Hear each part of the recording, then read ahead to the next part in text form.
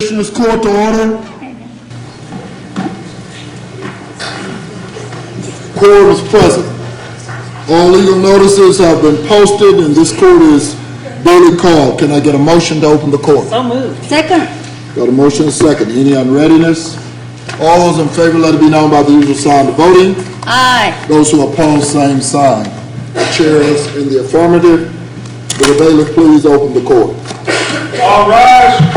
Dallas County Commissioners Court now is in session for the month of June 2016 term with Honorable Commissioner Price presiding. Please remain standing for invocation. The invocation today is Bishop J. Lee Slater. Slater, okay, from the New Millennium Bible Fellowship Church. Okay. Good morning and welcome. Okay. Bishop J. Leader Slater is a native of New Orleans, Louisiana, and graduated from Tulane University in New Orleans with a Bachelor's of Science degree in Sports Administration. Bishop Slater attended Southern Bible Institute, Tyndale Theological Seminary, and the J. Lee Foster School of Bible Studies, receiving various certifications in church leadership. Additionally, he received his certification in individual family and marriage counseling from the Thereupon Institute of Louisiana. Bishop Slater is a senior pastor and co-founder of the New Millennium Bible Fellowship Praise Center in the Pleasant Grove community. He and Donna organized the 11 Partners in 2001. Since then, the young church has grown in 200 plus families. Additionally, in the larger community, presently Bishop Slater is an advisory board member of the Southeast Dallas Health Center, which is a community health center of Parkland Health Systems in Dallas, Texas. Also, he serves on the board of the Greater Dallas Coalition, which serves over 150 churches, meeting the needs of financially challenged families of low-income communities and churches in Dallas, and provides a football camp for 300 youth from low-income families. He was encouraged to reestablish the Southeast Dallas Ministerial Alliance and presently now serves as the president of the Pleasant Grove Ministerial Alliance. Bishop was appointed by DISD trustee Nancy Bingham to be an advisory board leader for the male and female leadership academies in Southeast Dallas starting fall 2016. I'd like to welcome Bishop Slater, and please lead us in prayer. Let us bow. Eternal God, our Father, we thank you, Lord, for this glorious opportunity to come before your people, O Heavenly Father. We thank you for these honorable commissioners, O Heavenly Father, who set the stage for our county. We pray for our judge. We pray for all these elected officials, O Heavenly Father, to give them strength and guidance. Continue to give them integrity, O Heavenly Father, that they may lead your people. We thank you for all those who are here today. We pray, O God, strength upon our city, upon our county, upon our state.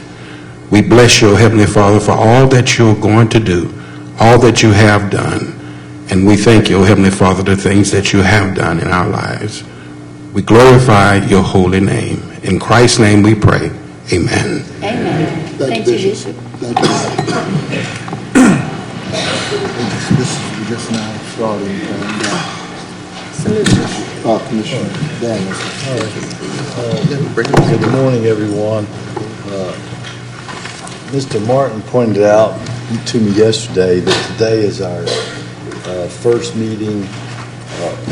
Of course, nobody, I guess, needs to point that out, but it's our first meeting since the Orlando terror attacks.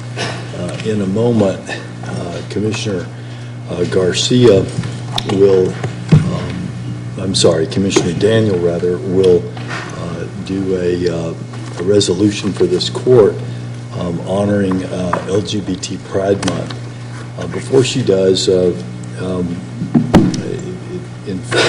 agree with Mr. Martin's fitting that we take a moment to remember those who lost their lives, as well as those, last Saturday marked the one-year passing of 9 saints at the Mother Emanuel Church in Charleston. So if we could, just for a moment, let's take a moment to remember those who died in both of those senseless attacks of violence. I would like to, with all due respect to you, sir, that oftentimes there is a moment of silence to express a spiritual recognition of the passing of an individual or to allow time for a silent prayer. But we are not alone in expressing the thoughts and prayers that are with the people in Orlando, Florida, in the aftermath of the horrible acts that happened there Sunday, July 12th. Whatever the motive, too many people were affected through no fault of their own.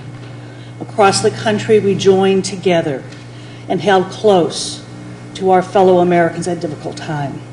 Today, as we express grief, I suggest that rather than a moment of silence, though, that we have a moment of action going forward to take positive steps to not have this ever happen again to anyone. Depending on where you sit, that can come in a lot of different ways. At this table, we have a responsibility to focus on public safety. In one form, that means that for our employees, there is the expectation that when they come to work, they feel reasonably confident that they'll be safe. Likewise, all Dallas County residents who come to pay for a car license, get a flu shot, or have a case in a courtroom expect that they are coming to a safe environment. We're currently making decisions relating to the signage defining the open carrying of guns in public buildings so that we consciously talk about what we do to protect employees and visitors to our public buildings. You may say, I don't have those kinds of responsibilities. You may not. But regardless of your situation, all of us can make a commitment to create an environment where all are welcome, to greet each person who crosses our path. Let us make a renewed commitment to live inclusively, to welcome the diversity in our society and recognize it as a strength that makes us great, not something or someone that needs to be eliminated. That's what each one of us can do and must do, so that as part of so many positive steps together, that the atrocity that happened in the Pulse in Orlando does not happen again to anyone. Amen. While I appreciate and support that, the sanctuary for my people and most people in this country has always been the church. So whether it's the bombing of the 4 little girls in Birmingham, or whether it's Mother Emanuel, it continues.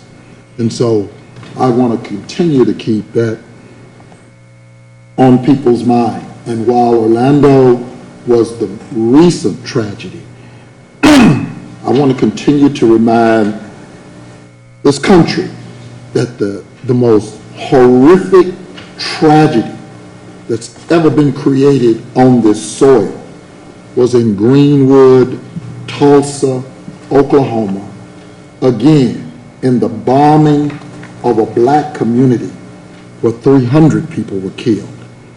And it wasn't bombed, it was bombed by individuals in that community. And so I really want to continue to get the record straight. We've always been the subject. And Dallas, while the judge has got a resolution coming forward this morning, for those of us who don't really know our history, and I had a chance to do some of that on Saturday night at the African American Museum of Life and Culture, those of us who go and do the video with regards to Queen City and Mill City, as African Americans migrated from the north of Dallas, Valley View, North Park, Elm Thicket, going into South Dallas, they were bombed. Not by any outside extremists. by our fellow citizens. And that's why I say that all of us together have to consciously, every day of our lives, make a point of saying that we are all in this together, that those kinds of atrocities must stop. And that we have to continue the political process to Absolutely. be sure that there's action about these kind of weapons. You know, disappointing that the Senate, did not do anything yesterday. So shall we endeavor then to do both, to take action and to take a moment of silence to recognize those who lost their life both a year ago on Saturday and the 49 who lost their lives and the many who are still recovering on Saturday or Sunday morning of last week. If we could just for a moment.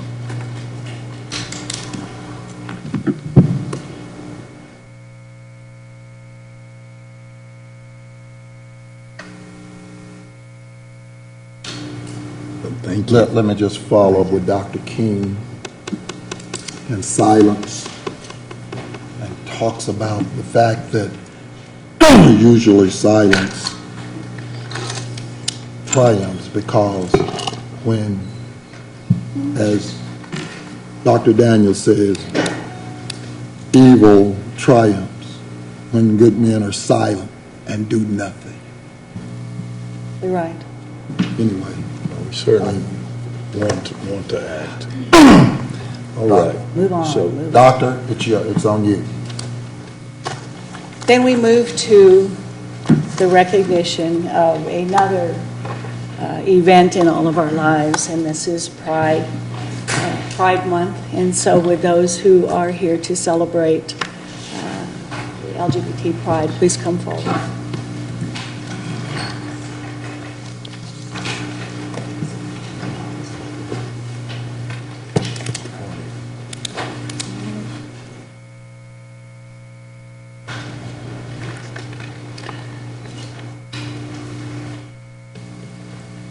Whereas 47 years ago this month, on June 28, 1969, the New York City Police Department raided the Stonewall Inn, a bar in the Greenwich Village neighborhood patronized by members of the lesbian, gay, bisexual, and trans LGBT community. The Stonewall riots that followed that bar raid marked the beginning of the modern LGBT movement that transformed the oppression of people into a catalyst for pride and action. And whereas Dallas County showed extraordinary support, organization, and leadership on June 26, 2015, when the Supreme Court issued the Obergefell versus Hodges ruling recognizing that all citizens have the right to marriage. Dallas County became a beacon for the surrounding areas, and many traveled here to be married in a welcoming environment. And whereas as we approach the one-year anniversary of that historic ruling, we must remember that there is more work to be done to ensure that all in the LGBT community, from youth to senior citizens, are provided every right and privilege as a citizen of Dallas County. And whereas Dallas County's LGBT community has the right to feel safe, to not be fired because of who they are, and to be protected from harassment and persecution. And whereas the LGBT community has made great strides towards equality, yet equality is not yet achieved. These values are fundamental to our country's founding governing principles and should be manifest in our laws and in our practice.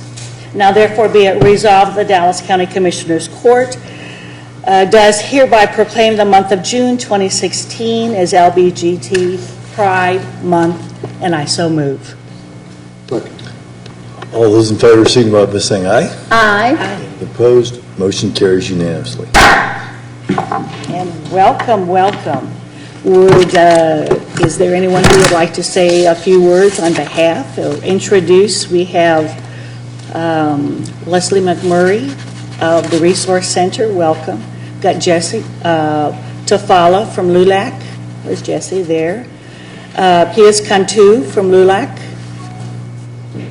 Omar Narvaez, Lab Delemna, and Honorable.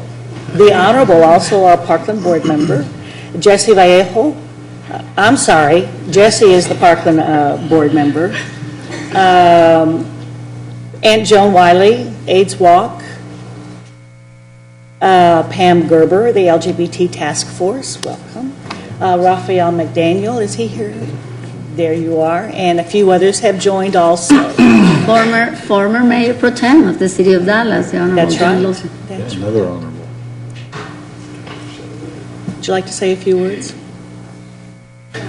I wasn't expecting to say anything, but thank you to the commissioners and to our judge for recognizing June as Pride Month. Pride is, I'm sorry? Introduce yourself. Oh, I'm sorry. My name is Omar Narvaez, and I am one of your trustees on the Dallas County School Board, and I'm a member of the LGBT Task Force, and I've been a long-time supporter, activist within our community. And so having this happen here in our county is very important, especially with the recent massacre that just happened in Orlando. That was something that punched us in the stomach as a community. It ripped at our hearts, and many are still mourning. Many are still having a really hard time dealing with this issue because it could have happened anywhere. It could have happened here. And for me, as a person, on a personal level, seeing these young, vibrant Latino, mostly Latino youth that were just going out to have a good time to dance and do nothing more than enjoy their lives and live freely and openly, because a lot of people don't realize that for the LGBT community, the gay bar, the LGBT bar is kind of a sanctuary. It's the one place where you're allowed to be yourself and be open and free. And that place was violated in Orlando. We got punched in the gut in a way we hadn't been punched before. And we mourn, especially, I appreciate the comments you made, Commissioner Price, about our history, because this isn't the first time this has happened in our nation. It is something that has happened for many, many years. I think it just brought a different light to our community, and we have been out there working with different communities, coming together, pulling together, because as Dr. Daniel said, united we will beat this. Our Senate did a horrible thing last night by not being able to pass that terrorists, people on a terrorist watch list, would not be banned from being able to buy guns or assault rifles in our country. That was probably the easiest thing we can do. We have children that are being murdered in schools in Sandy Hook. We have our African American brothers and sisters being slaughtered in their sanctuaries, in their churches. Enough is enough, and we're ready to stop. Now, pride, what does it mean? Pride is, for a lot of people, they look at the community and think it's colorful, it's hokey, it's just a big giant party. Pride is a lot of other things, and now it's strength. It's tenacity, it's empowerment, it's the Pride Month, which is so important to us as a community. And right now it's changed, because in our history, our community has dealt with a lot of different issues over the years, and a lot of times people haven't stood up with us or been there with us. The vast majority haven't. There have been quite a few folks in history who have. When our community was suffering through the HIV/AIDS crisis, nobody was standing up. Very, very few outside of the community were standing up, and this community had to bound itself together and take care of itself and lift itself up, and that's pride. That's pride within our own community, pride within ourselves. We deal with many other issues. Safety. Here in the city of Dallas, our city is working really hard to help us, but in the Oak Lawn neighborhood, there have been violent attacks on individuals almost on many in a month have happened, and it's just grown to be too much. And we're so lucky that our community, our city, our county, all of you all have stood with us as politicians and said, we stand with you and we unite with you. So this recognition more than ever means even more to this community, and we appreciate you and we thank you, and we are so happy that you all are our allies and that many of you all have been there ever since you were elected, and even many of you way before you were ever elected. So on behalf of the community, thank you. I would say thank you for recognizing this month, this year, as LGBT Pride Month.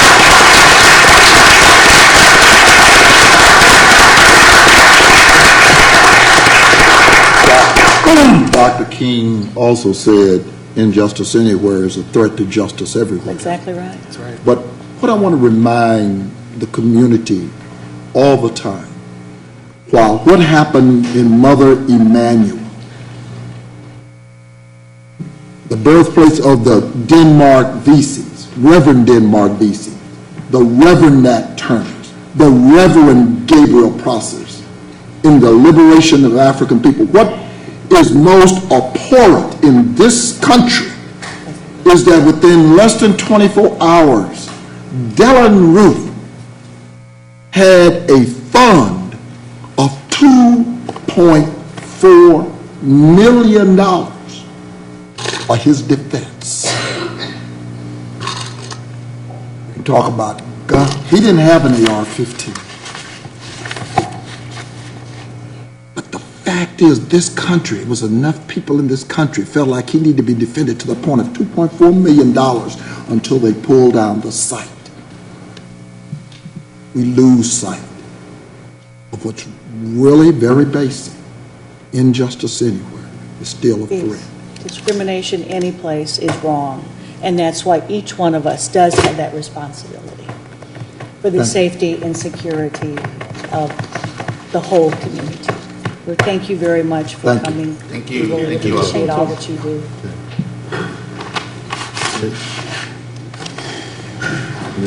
Commissioner Price has the next Judy resolution. Sella and her delegation, will they please come forward?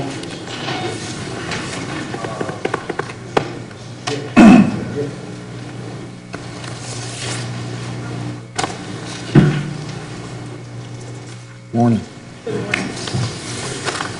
Whereas the Dallas County Commissioners Court takes special notice when an individual has given long and faithful service to Dallas County. And whereas Judy Zeller was born in San Antonio, Texas, attended Bishop Thomas K. Gorman High School, the Executive Secretarial School, Tyler Junior College, and the University of Dallas. And whereas Judy married Troy, and they have one brilliant son, Nathan. Nathan is currently testing for his commercial pilot's license. And whereas Judy enjoys scrapbooking, reading, traveling, adventures, cruising, spending time on her lovely patio, and she loves, like Dr. Garcia, dogs. And whereas Judy has been an active and faithful member of her church for many years and is a very positive person who always sees the good in people. And whereas Judy began her Dallas County career on October 23rd, 1986 in the District Attorney's Office as a Clerk 2 switchboard operator. Whereas on February 21st, 2004, Judy was promoted to Legal Secretary in the District Attorney's Office and has continuously served in this position with various responsibilities. And whereas Judy has served Dallas County continuously and diligently for over 29 years, now therefore be it resolved that the Dallas County Commissioners Court does hereby recognize and extend sincere appreciation to Judy Sully for over 29 years of faithful service and further expresses best wishes on her retirement from Dallas County, and I so move. Second. All those in favor signify by saying aye. Aye. Aye. Any opposed? Motion carries unanimously. Judy, before you say anything, I think Marianne, you want to say something? I would love to, Your Honor. Okay. I would love to. Thank you so much for recognizing Judy. She's been a very important part of our office for 29 years. Specifically, the intake division is very grateful because she's the last part of her career she's been with us, and steady, quiet, and constant. So thank you so much, Judy. We all honor you today. Thank you. Judy, please.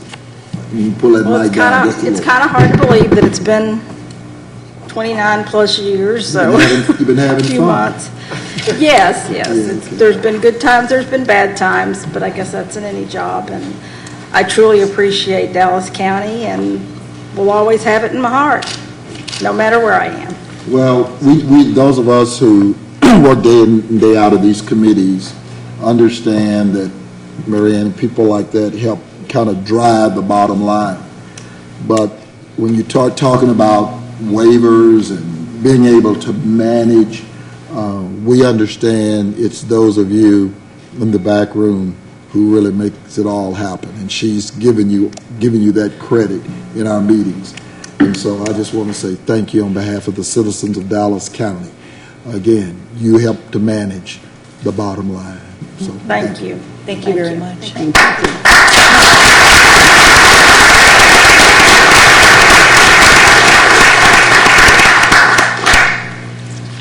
All right. And I've got the next resolution. Will the representatives of the state champion Jesuit baseball team please come forward?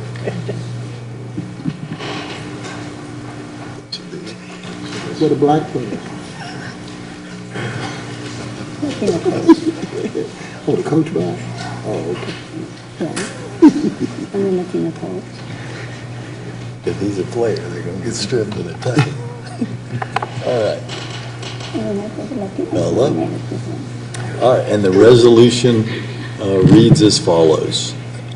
Whereas on June 11, 2016, the Jesuit College Preparatory School of Dallas varsity baseball team defeated San Antonio Johnson High School in a 6-2 victory to win the University Interscholastic League 6A championship at Dell Diamond, Round Rock, Texas. And whereas the Rangers' 36-8-2 season record led to its first UIL championship title since having joined the league in 2003 and competing in the state's largest and most competitive classification. And whereas all graduating seniors will continue their education at universities and colleges throughout the nation, and 5 graduates, Bryce Bonner, Cameron Dobbs, Matt Horvath, Jared Kinga, did I say that right, Jared? Kinga, and Kyle Muller, and Kyle, did I say that right? Is it Muller or Mueller? Muller, I got that right. Have been recruited to play collegiate baseball. And Muller was the second round 44th overall Major League Amateur Draft selection of the Atlanta Braves and was chosen the 2015-2016 Gatorade National Baseball Player of the Year. Whereas junior pitcher Jacob Palish was named the UIL State Tournament Most Valuable Player and will attend Stanford University in 2017 and 2018. And Palish, Bonner, Kingot, African name. Kingot, I got it. Muller and Mark Reddy earned spots on the UIL 6A State All-Tournament team, and Bonner represented Jesuit Dallas in the North Texas All-Star Game. And whereas Jesuit valedictorian Thomas Jordan and teammates Jared Bond, Bryce Bonner, Chris Campagna, Nicholas Colombo, Cameron Dobbs, John Guzman, Will Guzman, Pete Hamrick, Wyatt Hassan, Matt Horvath, Chris Irby, Jarrett Kingot, Alex Lingle, Mac Lopez, Connor Lynch, JT Mix, JJ Montenegro, Kyle Muller, Jacob Palish, Mark Reddy, Jake Ryan, Michael Schottmer, Heath Van Kirk, and honorary call-up Seth Burrow, Caden Carlson, Julian Colombo, Trevor Dobbs, Paul Gramling, Jack Lynch, Garrett Rubin, and Casey Snelson, my former intern, made up the championship team roster. And whereas the championship run was led by Brian Jones, head varsity coach, Sean Gavin, assistant varsity coach, Corey Pointer, head junior varsity coach, Mike Grimes, head freshman coach, and Alex Riley, varsity team manager.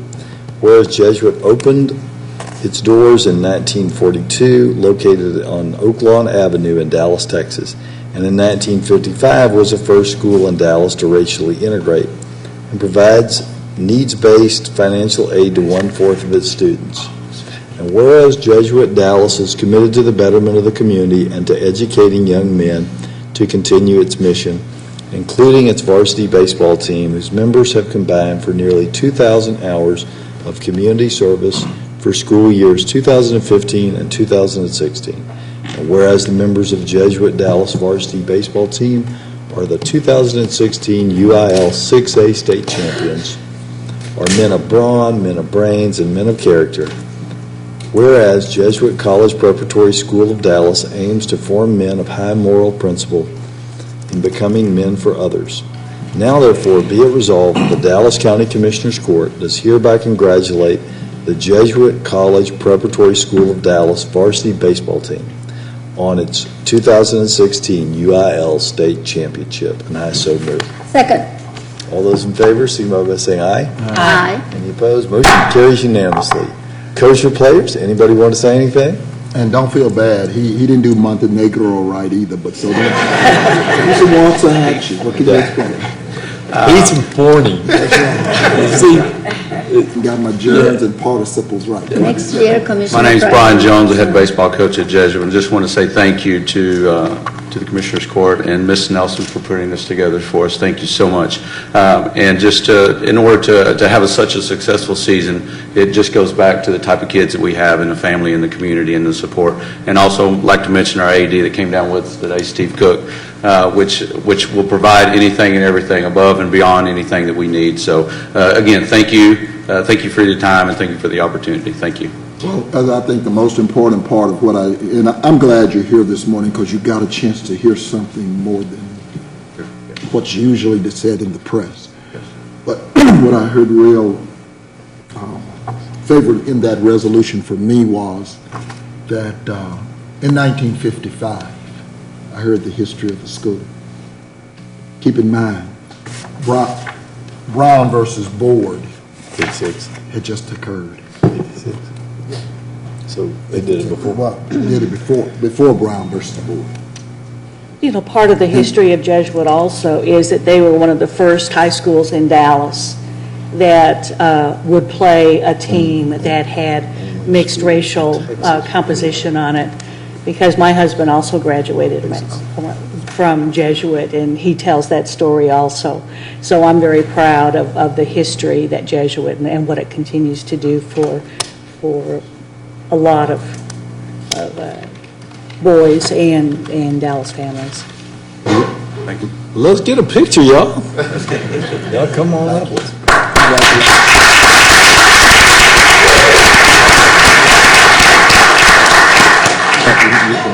You can come on.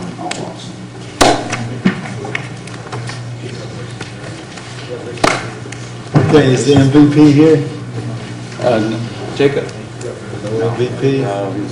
Coach, sit here. Gentlemen, congratulations. Thank you. Congratulations. Elba Garcia. Congratulations. All right. Put them on with the African man. Can I do this?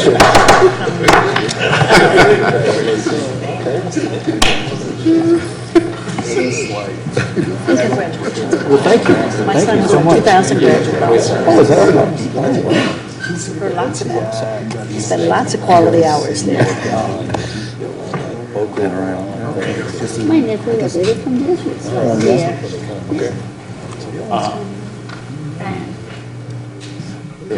All right, what's that you represent right here? All right. Excuse me. Guys, you gotta slide those in your center this. Excuse me. Guys, you go on the other side. These two guys right here. I need two guys on the other side of the center. There you go. One more. All right, everybody's in? Wait a minute, there you go. Put it on three. Ready? 1, 2, and 3, and 1, 2. Thank you. Got others still clicking.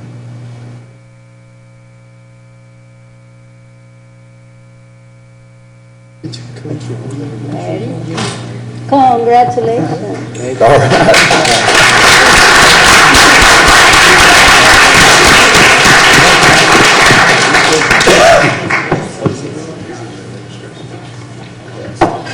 Thank you. Taking that place over. My brothers all play baseball. And a woman. I hear you. Oh, well. Thank you. So that was one of the sports I was banned. Okay. Next, Ms. Blaine, Judge, it's yours. Oh, yeah, just blank that. All right. Will Jack Bunning please come forward to receive the resolution of Martha Blaine? Hey, how are you?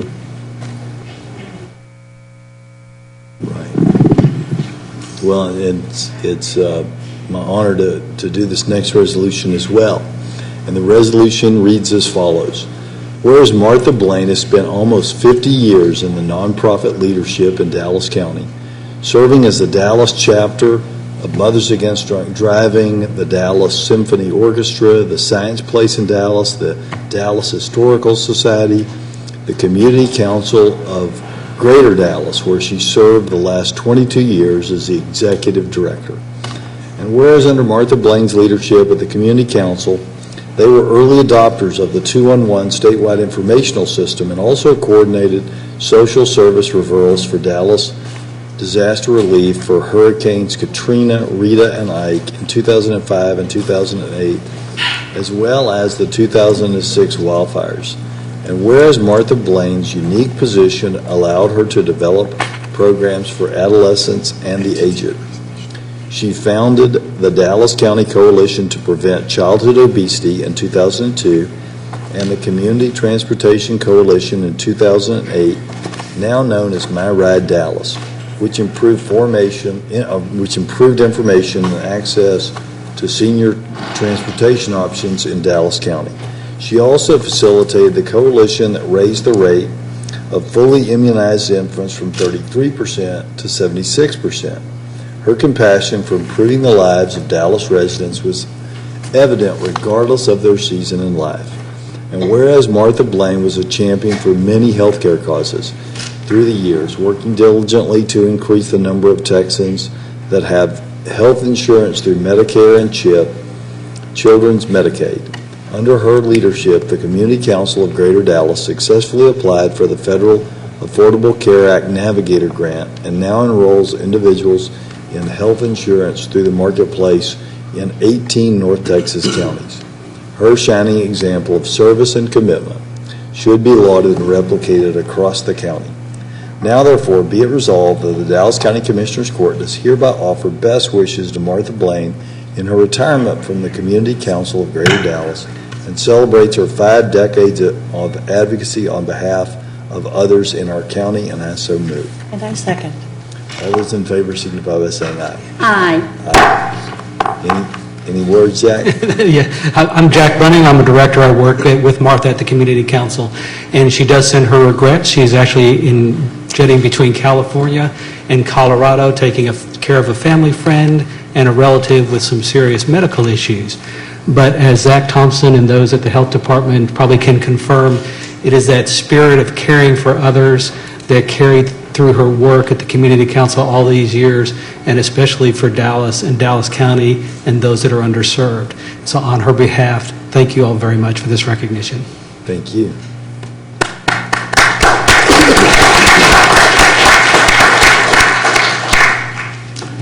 We now have several presentations, the first from Dallas County Health and Human Services.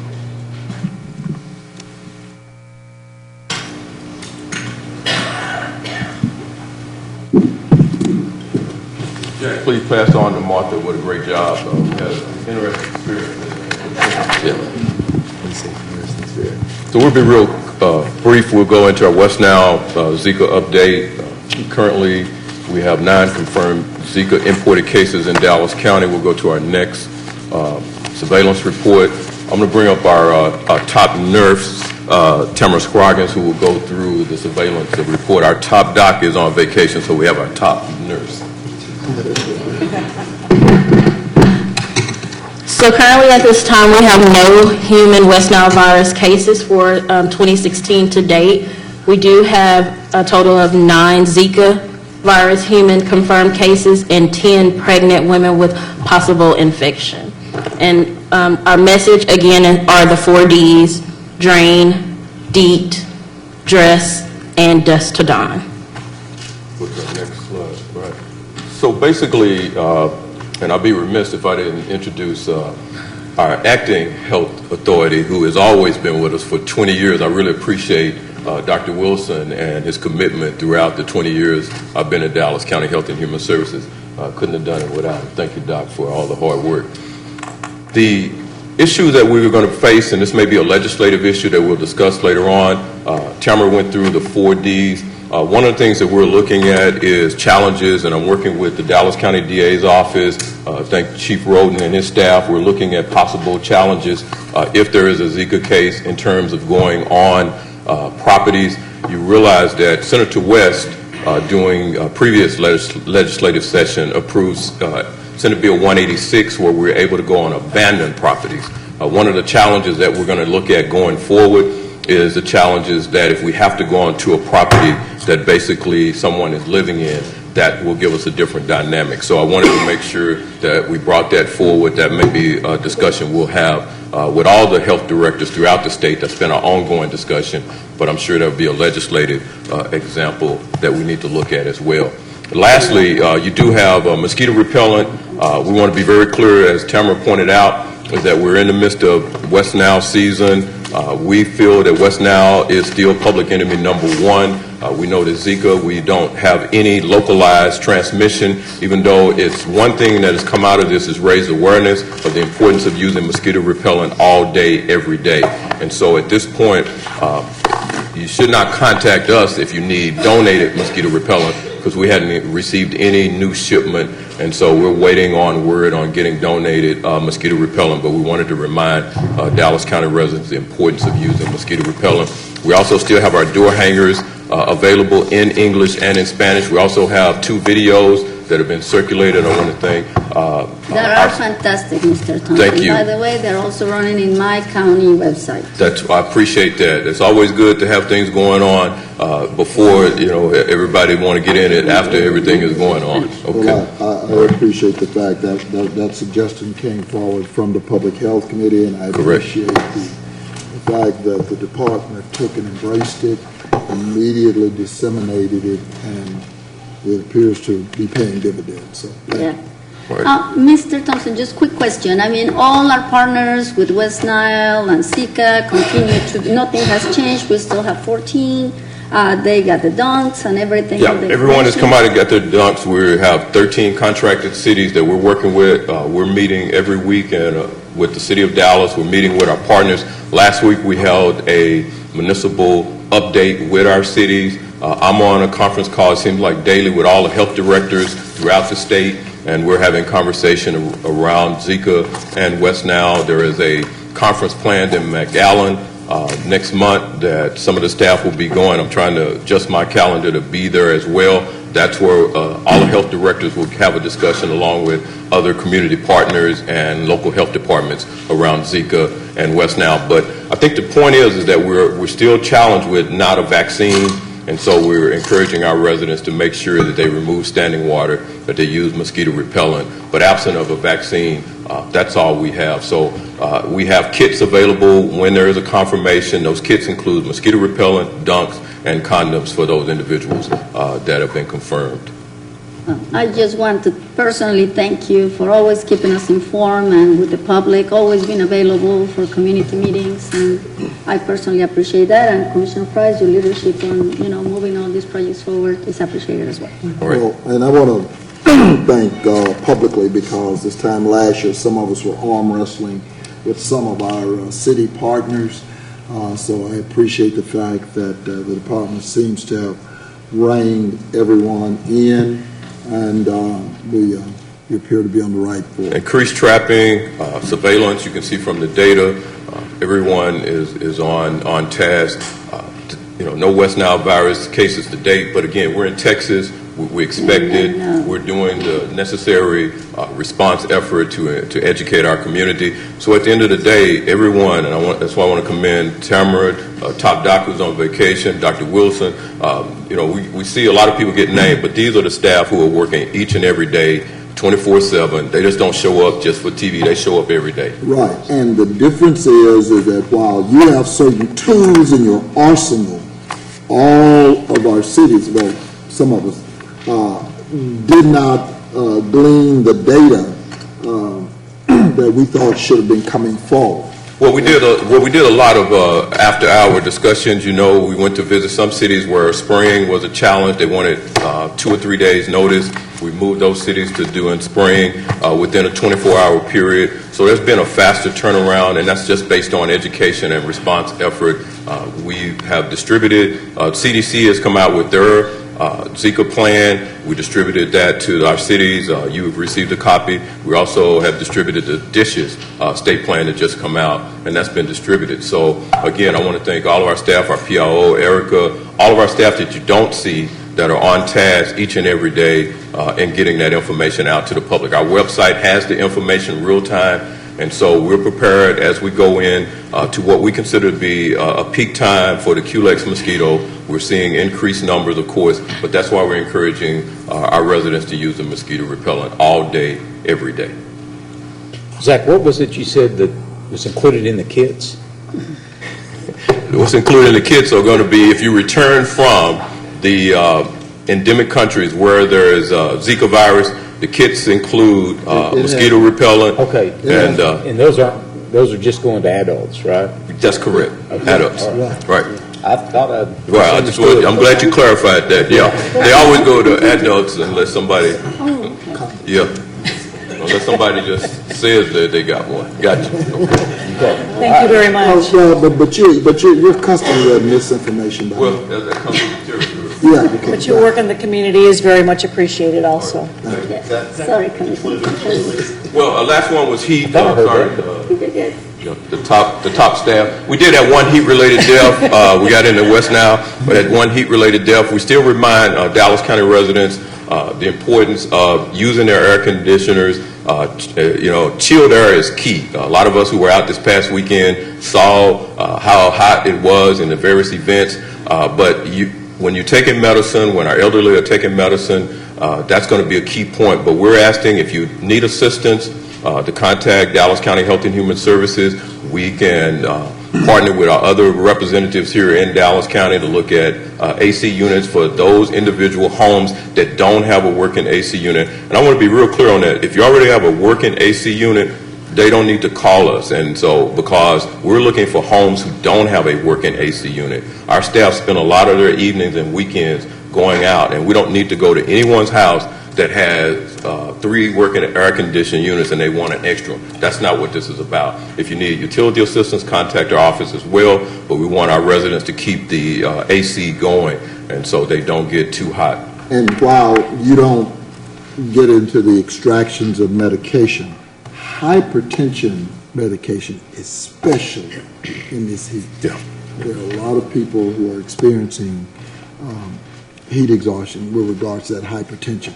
Yeah, the number of people that are at home alone, who are seniors, who are having or disabled, who are using medication, is phenomenal in Dallas County. And so we're encouraging you to check on your neighbor, make sure if there are some challenges to contact us. We'll follow up and see what's going on, connect them to the municipality, code enforcement. I get a number of emails 7 days a week regarding this matter. We forward it on to the municipalities. They follow up immediately and try to get some relief to those Dallas County residents. Thank you, sir. All right, thank you. Thank you very much.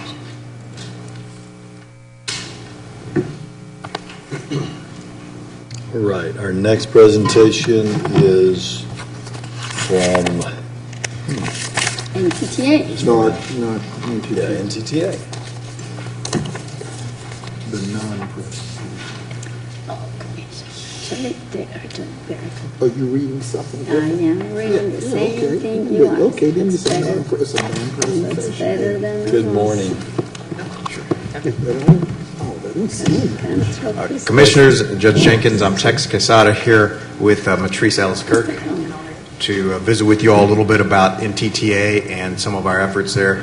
I'd like to take a moment to recognize Mr. Horatio Porter, who is our CFO, Mr. Anthony Coleman from the Diversity Department, Mr. Evans, who is in our Purchasing Department, Ms. Rogers, and also Mr. Michael Ray. Also, Ms. Shannon Bettis from the Business Diversity Advisory Committee is here with us today, and I do appreciate her being here. We've got a couple of things as we go through this. There are 3 things I'd like for you to take away from it. Number 1, this is the second year in a row that the attainment numbers for NTTA, the diversity spend, is above 30%. Second year in a row that is above 30%. Second, the number of diverse prime contractors has risen again. We're glad about that. Bless you. Number, But break it down, I'm waiting for you to break it down into rates. We're coming to that. And number 3 is we're about to do another availability and disparity study. Let me get right to that, Commissioner Price. First of all, here is the overall attainment of the $50 million spent, or of the 31, try again, of the total spending of about $165,000, 31 million. Million. Okay, you said thousand. Go ahead. I got you. I'm there. I apologize. He's following your text. The total DMWBE spending is about $50 million. Overall, that comes to about 31% of the agency spending. As you look at how the agency spends its money, 42% of it is in construction, 25% of it is in goods and services, 29% in professional services, and about 4% in consulting services. 2/3 of our spending is in low bid contracting. That's the 42 and the 25%. Overall, the trajectory is good. We're down this year than compared to last year. I'm glad to see that the trend line is continuing upwards. As we break down now into the participation by the various subcategories, here you can see that the Asian American, the green bar, by the way, is the most recent one, the ones on the right. Asian American spending is down a little bit. African American spending is down a little bit. Hispanic American spending is up a little bit. Native American spending is down a little bit. Caucasian female spending is flat. We've got a lot of different opportunities, a lot of different programs to try to make sure that we stay on track. We've got the Business Diversity Advisory Tex, I Council. don't want to back up, but I know you're going to get into those numbers and that 50 million with regards to the participation, right? I'm sorry, say it again. You're going to get into the numbers with regards to the participation? I am. Okay. And I've got staff here to answer all the difficult questions. Yeah, okay. All right. I'm going to skip over this part. It's very clear that this is part of what we try to do to keep on track. This is an important part of what we do. We have our vendor outreach symposiums throughout. Remember, we are 4 counties, so we try to make sure that we have these in all of the counties. As you can see, the number of prime contractors has been increasing. That's good. That builds capacity. That is a real success story, I think. One of the things that we're talking about doing is making sure that we have, one of the questions we got last time was to make sure that we're having a look back so that those who say they are qualified as this particular contractor or that particular contractor actually are. We've got very good results now back from our prime system to make sure that everyone is getting the payments that they're entitled to. Did you say you were getting ready to engage another disparity study? We are. Okay. When did you do the last one? About 5 years ago, 10 years ago now. It's almost 10. Okay. So what has changed in the marketplace that would make the agency think that they needed to do another disparity study? That's a great question. The question is what has changed and why we're having difficulty meeting some of our goals. Is it because there has been a decrease in capacity as a result of the changes in the economy? Or is it because we're overlooking opportunities? I'd like to find out. I think that some of the other agencies that have started doing these studies, for instance, I think the City of Fort Worth recently did one. I think DFW Airport recently did one. I think in both instances they found that Caucasian females are probably overrepresented in their figures, and I suspect that we may... Revelation? I don't know if it's I revelation. think I said, no, I said that too. I think every time you appear down here, we've said that. I'm not arguing with you, that's what I'm saying. But I think that that's one of the things that this study may show. I can't change it until I can't really change those goals and change how those are counted until I've got the statistical backup for it. that's one of the things that we've decided to do is go ahead and, much like the county did, have an availability and disparity study. Go ahead. Not like we did. You do it different now. Yeah, don't. Go yeah, ahead. don't do that. Unlike us, that we took us 30 years, but I mean, Yeah, that's enough. keep going. No, continue. Have we approved ours yet? No. Anyway, continue, We're still continue. in the details of not having enough data. This is the overall breakdown of our workforce. You can't get too hard on them. That's right. We haven't even approved ours yet. This is the overall breakdown of our workforce. Well, hell, it only took me 20 years to get one, you know. 20 more. And it probably would have been better if you hadn't got it. Yeah. Right, yeah. Well, depending on who was doing it. It's kind of like designing the building. But anyway, go ahead on now. We don't want to get into that, We don't Mr. get into those Quintana. weeds. But anyway, Sorry. it's just a family deal. Go ahead on. Hey, look, Got it.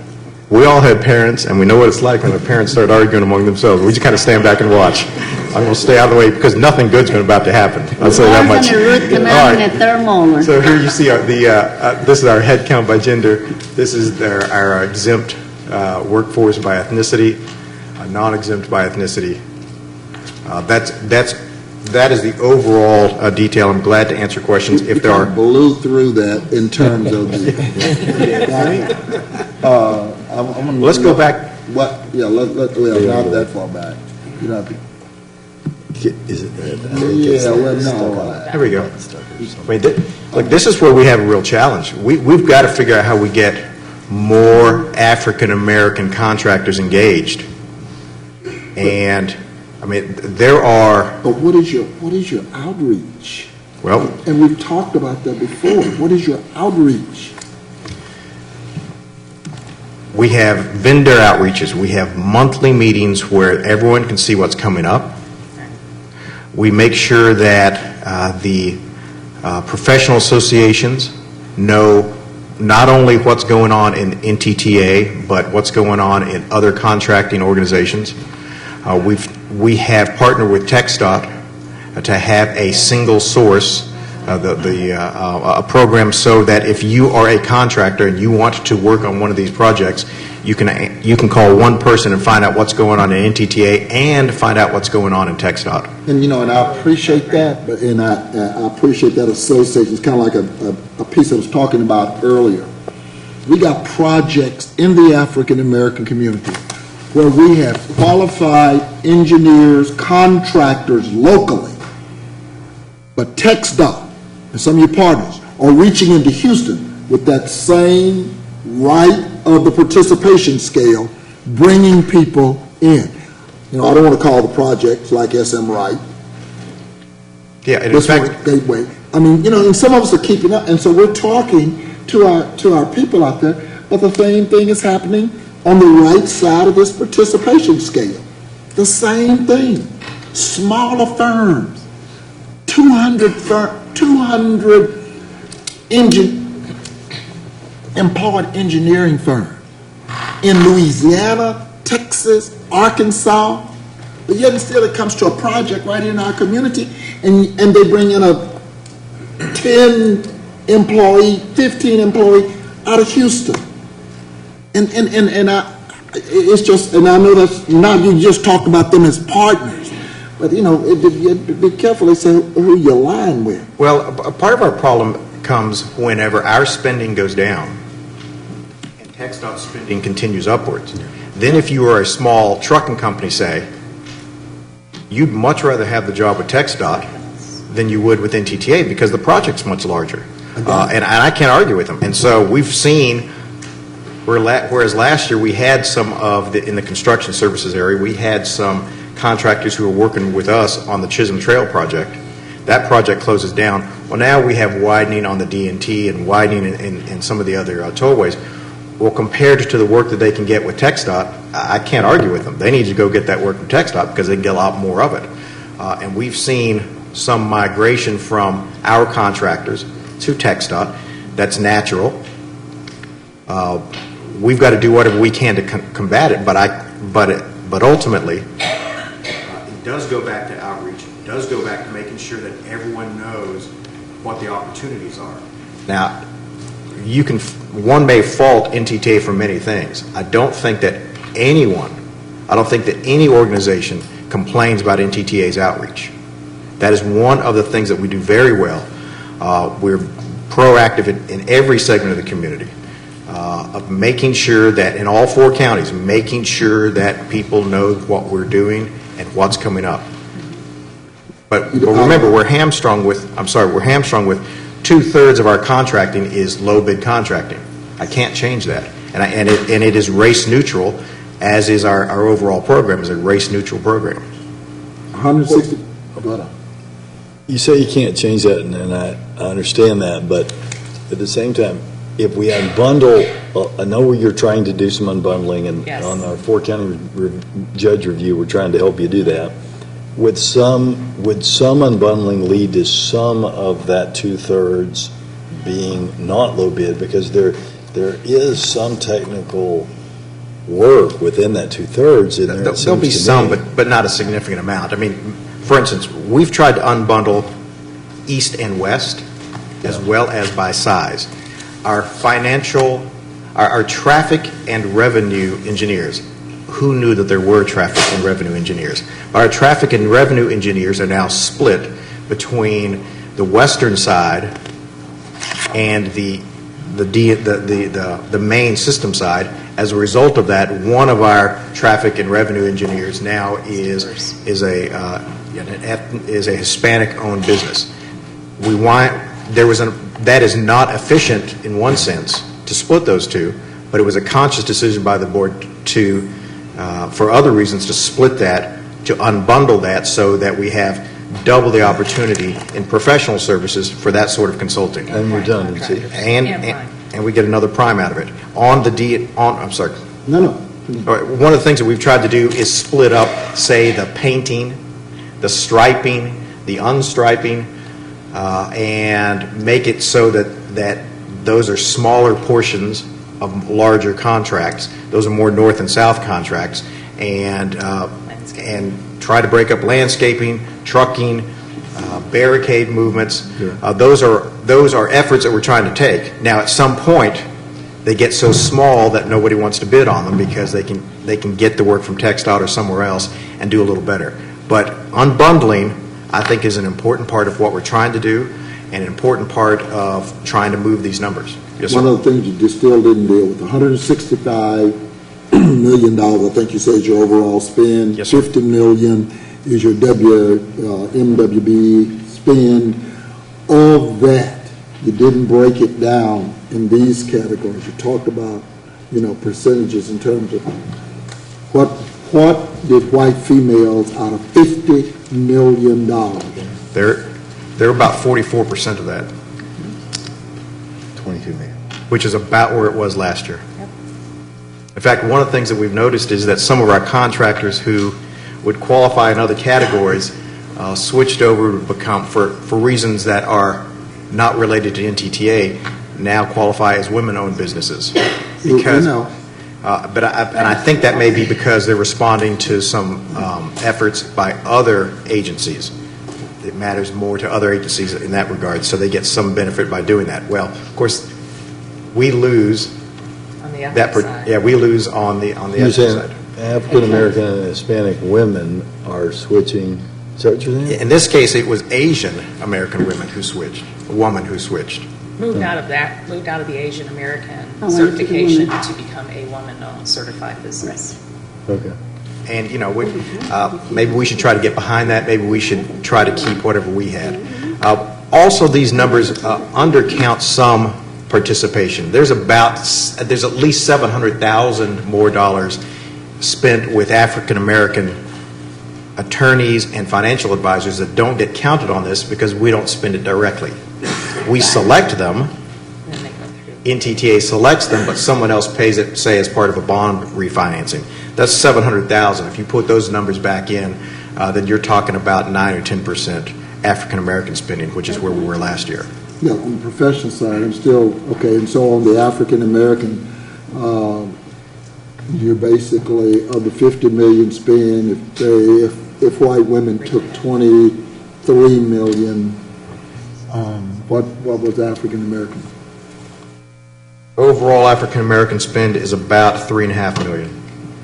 unless you count those figures, in which case it goes up to about 4.5 million. When are you doing- 7% to 9%, sorry. When are you doing the disparity study? The contracts went out, as I recall, last month. You know, this is going to take us about a year to do it, is my best guess. It's done by an outfit out of MGT, which is the same outfit which I believe did DFW and the City of Fort Worth study. And they do a lot of transportation companies. One thing that I'm pushing for, and I think we're going to get this done on our review of y'all, at your direction, is ensuring that as we do performance reviews of mid-level managers and everyone down the line, these priorities, whether they be our diversity priorities or our call time priorities in answering the phone when people call for customer service, or our accident clearance priorities, actually make it into the performance reviews. Because one thing we've seen is a disconnect between what people are being graded on and what the board's priorities actually are. And I think your hope there is that as people know that they are going to have a series of questions about call time, diversity, accident clearance, whatever their piece is, that will help us improve.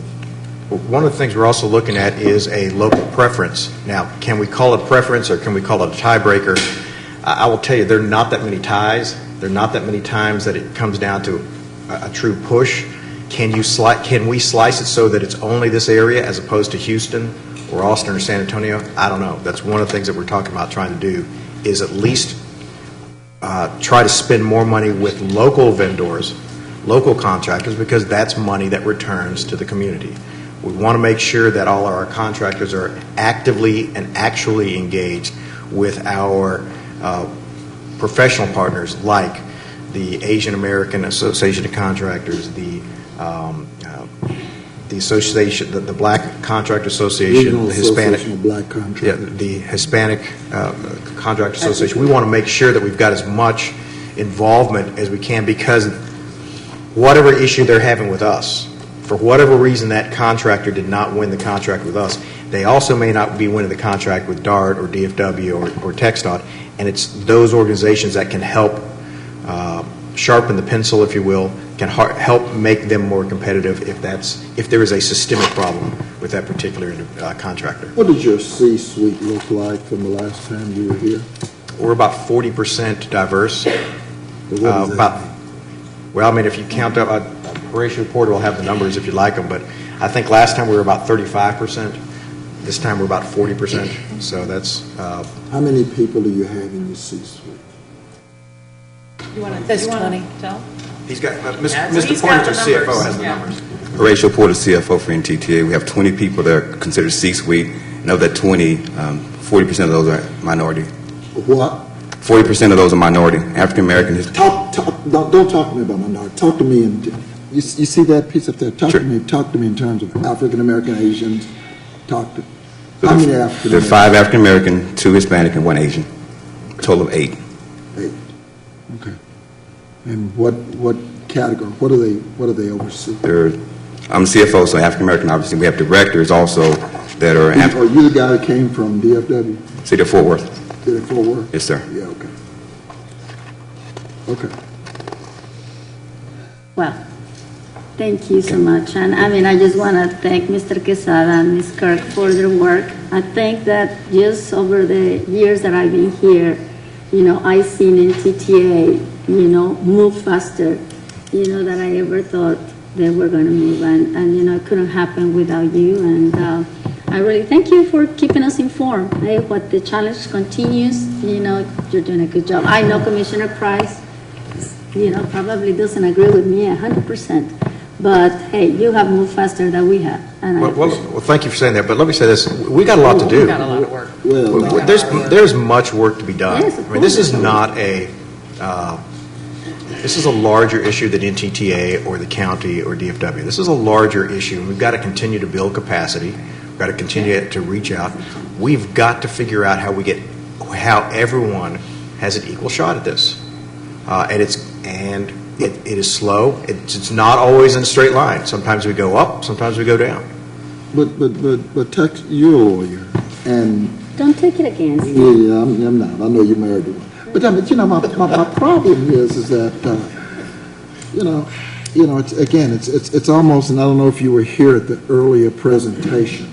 At the end of the day, I mean, some of us really understand what this is still all about. Y'all can call it legacy. You can put any face you want on it. But at the end of the day, it's not for the lack of skill sets. It's not for the lack of, ability. My daddy used to say, it's you ain't the first person with ability. You just had an opportunity. And the problem is, I still don't see that. Well, you were right earlier. I mean, there's a reason that those attacks happen at churches. Okay? Yeah. That's not an accident. I know. Black churches. Churches of all sorts. Wedgwood Baptist Church over in Fort Worth, synagogues, because that's where people's values are. That's where people feel safe. That's where if you want to injure or terrorize someone, you can hit them the hardest. Well, this is something different than that. This is just as important. These are jobs. I got it. And this is the ability to send our kids to schools like Jesuit if that's where they want to go, or send our kids to other schools if that's where. This is people's jobs and livelihoods and the ability to do those things that bring value, and we recognize that. And look, we're 2 of 9 in a regional system. The world would be a lot better off if everyone just listened to Matrice Ellis Kirk. No. But not everybody does, and we push that way. So I thank you for the kind words, but we do have a long way to go. I'd like to say that when I came on board, and I know it's fairly recently, you were talking about 2%. And so that when I look at some of these numbers, you have, through all that you've talked about, all the variety of methods of bundling, unbundling, outreach, talking to additional people, using referrals, using your creativity to move that needle forward. So I definitely appreciate that, yes, everything appears to be moving in the right direction. Obviously, too, we're not done yet, but I do appreciate the efforts of the two of you, knowing that you are 2 of 9. But you don't stop. You just keep on looking and seeking and talking and pushing for making that as equal and as level as you can. Well, thank you for saying that. Let me say publicly that the BDAC, the Business Diversity Advisory Council, is helpful. And while I have your attention,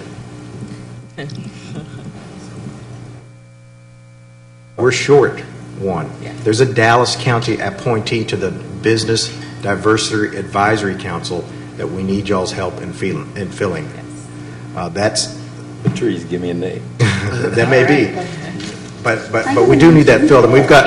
I'll tell you this much: we've got John Martinez on there, and he holds his own, but we'd like to get him some help. So if we can get somebody else from Dallas County, that'd be helpful also, because it is the diversity department. It is CFO Porter's leadership that helps keep us moving forward. We need all the help we can get. It's our advocates. No, thank you for letting us know. I'm glad to answer your question. And by the way, Commissioner Price, I'm sorry, you kept pointing to the chart. I see up here, I don't see the chart anymore. I see the camera view. I keep looking at this. I can't figure where I apologize. Yeah, if there are other questions, we'll be glad to answer them, but if not, We know where to find you. Thank you very much. And if anyone needs help on getting a toll tag, we've got people here who can help you out. Thank you. Well, you know what, Tex? I did call Ms. Rogers the other day because I got a complaint from the ones at the airport. You have to get so close that otherwise I've been told that it's because of the airport reading system, not from, but hate to say, this person was blaming you all in NTTA, so whatever you can do with DFW would be great. Thank you.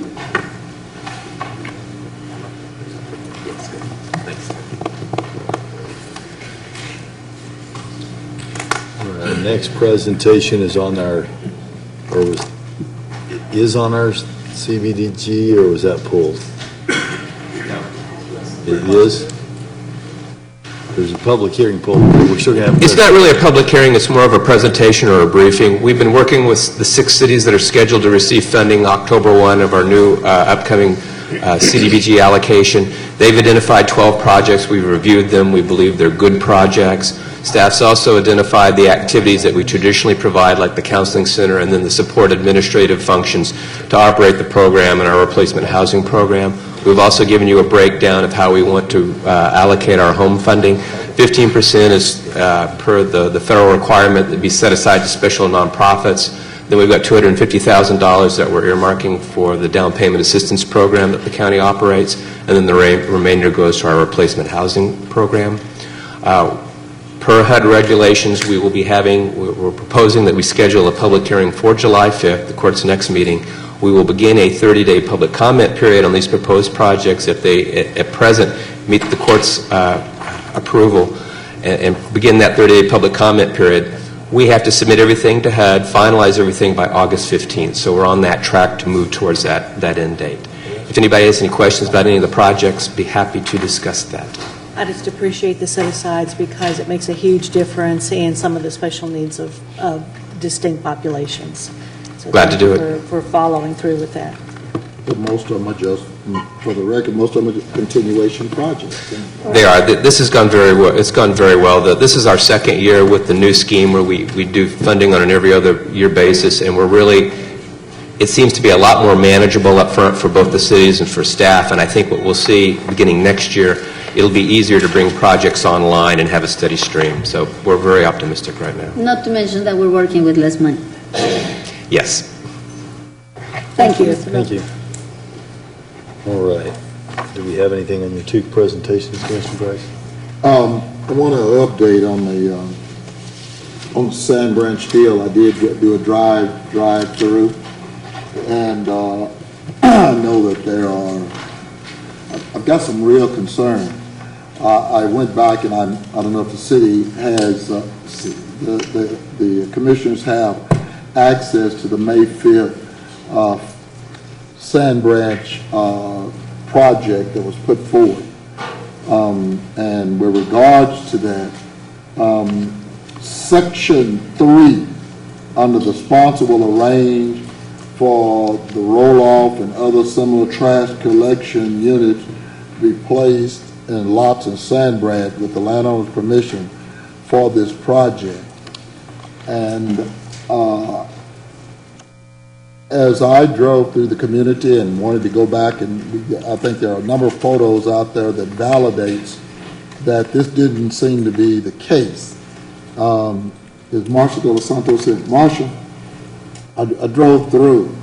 They've either piled it in the ditches, they piled it in the roadway, so I'm trying to figure out at what point in time do we make them adhere to their plan, or with regards to what they said they were going to do with regards to this so-called cleanup project. You've at my request, you've been back out there. Yes, sir. This morning, we went out there and viewed the piles that are in the culvert and some of them in the roadways. Secondly, with regards to the city of Dallas, how have they moved forward? Because what I'm seeing now is what we used to call Tire Mountain. We saw a number of tires leave, but there's still a ton of tires out there. And so, and you can't get back in there now because they seem to have chain linked the area. What's going on? Well, basically what we've been noticing, we've been driving back there frequently, and we've noticed some 18-wheelers coming out full of with tires and taking them to a tire recycling plant in Ellis County, which is good. I'm going to be making contact with the Assistant Director Peebles of Water Utilities, see if we can get a key so we can also go back there and start monitoring some of these cleanup phases that are happening out there. When we've been out there, they have the old cistern well out there, the concrete one. They've demolished that, and they're pulling that out right now. I believe That's this the week. city. The city. Yes, the city. City of Dallas. Yes, yes, sir. But I've also noticed that a lot of that stuff that was on the city's property, they seem to be pushing it over onto some other property that was not not delineated as Who could that be? city property. Something's going on out there that I'm a little, I'm trying to drive and see it, but it seems they seem to be moving it from one place over to the other. Well, and what's happening out there is, since this entire mountain we've had out there, entire canyon, it seems like it's grown bigger and bigger, and it's kind of moved over from the city and into other properties out there as well. Why did you have dumpsters? Well, they were supposed to. We did have dumpsters, so. But why is all of this, that's what I said, Section 3 of the cleanup plan, but so why are we seeing the debris and, here with those pictures and all, still in the roadway? Sure. So a little bit of update from that. I was there for the Sand Branch cleanup day. There were over 300 people that signed the waivers for the cleanup day, representing 9 churches, 18 businesses, 9 civic community organizations, and 3 governmental entities. And there was approximately $25,000 of volunteer hours or in-kind donations contributed to the success of the day. And a special shout out to T.D. Jakes and his church for feeding everybody, as well as doing some other things there. There were 27 Sand Branch residents that had large trash piles removed from in front of their homes. Those were placed in those large truck-based dumpster, open-air dumpsters that are hauled away by trucks. When I left, they were loading the last 5 of those, I think.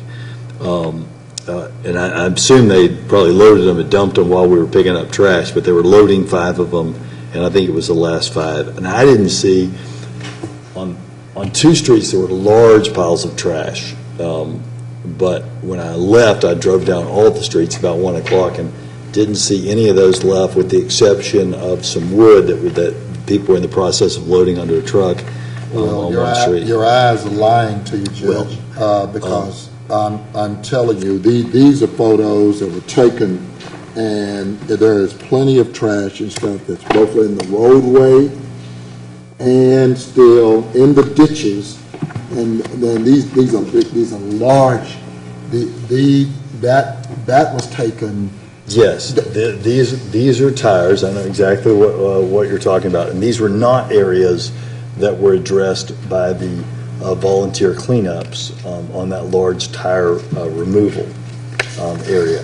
The volunteers that day, you can only do so much in a 4-hour period, focused on the 9 streets, really 3 big streets and the side streets where people live, and cleaned the property that is owned by those individuals, but did not address the tire mountain. This is not Tire Mountain. Yeah. That's not Tire Mountain. Now, with the tires, by the way, our next meeting includes the city of Dallas. Continue to deal with all of this debris. This is in front of houses. This is in the streets. This is in the ditches. This is not back there at Tire Mountain. So this may be, I'm going to have to go back out and look, but this, yeah. Yes, sir. No. Right now. If you understand, we'll let you speak later.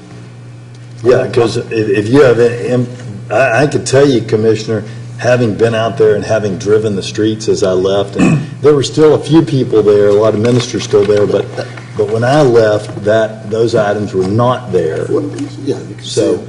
I sent you out there this morning because I knew this was going to come up. Did I have in these photos, did that exist at 7 o'clock this morning, 8 o'clock this morning when I dispatched? And I don't doubt you. Hold on. When I dispatched you, did this exist? Yes, sir. Okay. Those pictures were taken Friday. Right. Yeah. No, I don't doubt that at all. I believe at the beginning, if you have, I take you at your word, I believe at the beginning of the presentation, there was a concern that the cleanup crews from the churches and community groups had left things in the ditches, and I'm just clarifying for the court that I witnessed with my own eyes that in fact, those things were picked up and disposed of pursuant to our plan. Now, as to Tire Mountain, AC Gonzalez and I, who's the city manager of Dallas, met, and they will have representatives at our, I believe it's June 29th meeting, where you've given me you and Commissioner Price's concern about anything related to the city of Dallas. We have those. The city of Dallas has those. There'll be, I don't know if our meeting is, I just can't remember if our meeting is, I think it is an in-person meeting, or because I think the last one was a phone call. So we'll have an in-person meeting, and I want to encourage everyone who would like to come to, those are large meetings. They're very informative. You get to hear from all the various partners on the government side, and I think at this meeting we also have community partners coming. So those things will be addressed at that meeting. One other thing that I just saw yesterday on Sand Branch, which is great news, is their Water Development Corporation has hired their engineer, and this helps speed along the search grant from the USDA to find the best way for them to bring water to that community. Rick, did we have 2 studies just like this prior? This is not the first study. Is that correct? Correct. You know, that's what I'm saying. You know, we keep recycling and playing the same old game. We've had 2 studies just like this. Now, the fact that they've hired somebody else, great. But, I mean, the only thing that has decreased out there is the population based on what FEMA charged us with. But we've had 2 studies just like this. I saw the email as well. But we've already had 2 studies. And I guarantee you, if we pull those 2 studies, they'll basically say the same thing that this study's going to. But that's fine. We're not paying for it. Well, when I spoke with the attorney representing Sand Branch, or the church out there, he stated that this study was needed in order to determine if there was anything that they could do. So I think it's going to be dispositive, just like the other studies did. I mean, it's going to make that decision. Another thing on the notes from Sand Branch, I misspoke a moment ago about one thing. I said they did not address tires, but that's incorrect. We did remove 168 tires. Now, those tires were not in the Tire Mountain part of Sand Branch. Those tires were on property where people lived. But we did move 168 tires, as well as picked up a lot of trash, trimmed some trees, trimmed a bunch of weeds, and there, you know, as I said, fill those commercial dumpsters to capacity. Another thing from that, on the volunteer feedback sheets, 90% of the people said they'd recommend the event to others and were willing to continue working on behalf of the community. One volunteer wrote, I like the way that people from around Dallas County came together, that the event was very well organized. It far exceeded my expectations. Everything was thoroughly thought out in advance, and sufficient supplies were available. Water, gloves, eyewear, garbage bags, etc. People were friendly and helpful. So I think it was a great example of the community coming together, and I thank everyone who was a part of it. And we did that same thing 15 years ago. It's nothing different. I'm back to Section 3 of the letter on May 5th. They're out of compliance with what they said they were going to do. I need to follow up, Mr. McPherson, because what I'm hearing from the judge is that you're saying that everything that was done on the cleanup day was cleaned up, but those piles are there, so I need to follow up. By the way, What you're saying is that there's been a lot more dumping since the cleanup. Otherwise, that's what the pictures are showing. Yeah, but I just found it interesting, they dumped just in the roads and in the ditches. It's a phenomena that we see in tornadoes as well. When you have people that come in and pick up, then when folks see that and they find things that they don't want, they'll take those things to the street. It's something that we deal with in debris mitigation after every emergency, and that may have happened some here, but it's a very addressable situation if that has happened with a few homeowners. I can tell you, though, I want to make sure everyone understands that the cleanup day, the people in charge of cleanup day, they did not leave debris on the sides of the road. In fact, they did everything that they were asked to do, and they followed their plan to the letter. And by the way, thank you to HHS for the mosquito spraying. They sprayed 3 times before cleanup day. And I was covered in DEET, and so was everybody that was working with me, but we did not even see a mosquito. Oh, wow. So you guys did a fantastic job spraying for mosquitoes. We saw plenty of wasps, snakes, ants, Judge, but no mosquitoes. Look, let me just say, first of all, Mr. Thompson, last time I checked, you know, we don't usually go back. I mean, you haven't set any traps out there, right? You We had one trap out there. Okay. We keep a fixed trap out there. Well, but you didn't spray based on trap, you sprayed. Right. Okay, and you did 3 spraying. But with regards to what we warned citizens about and all those tire mountains and all, you have no way of knowing whether or not you did any penetration there. We just know that there were no virus-carrying mosquitoes based on our traps at the time of the spraying. Or overabundance? There were no abundance. Or abundance. Yeah, and we are in agreement that we need to address, that's why the city of Dallas will be at our next meeting. We are going to address Tire Mountain.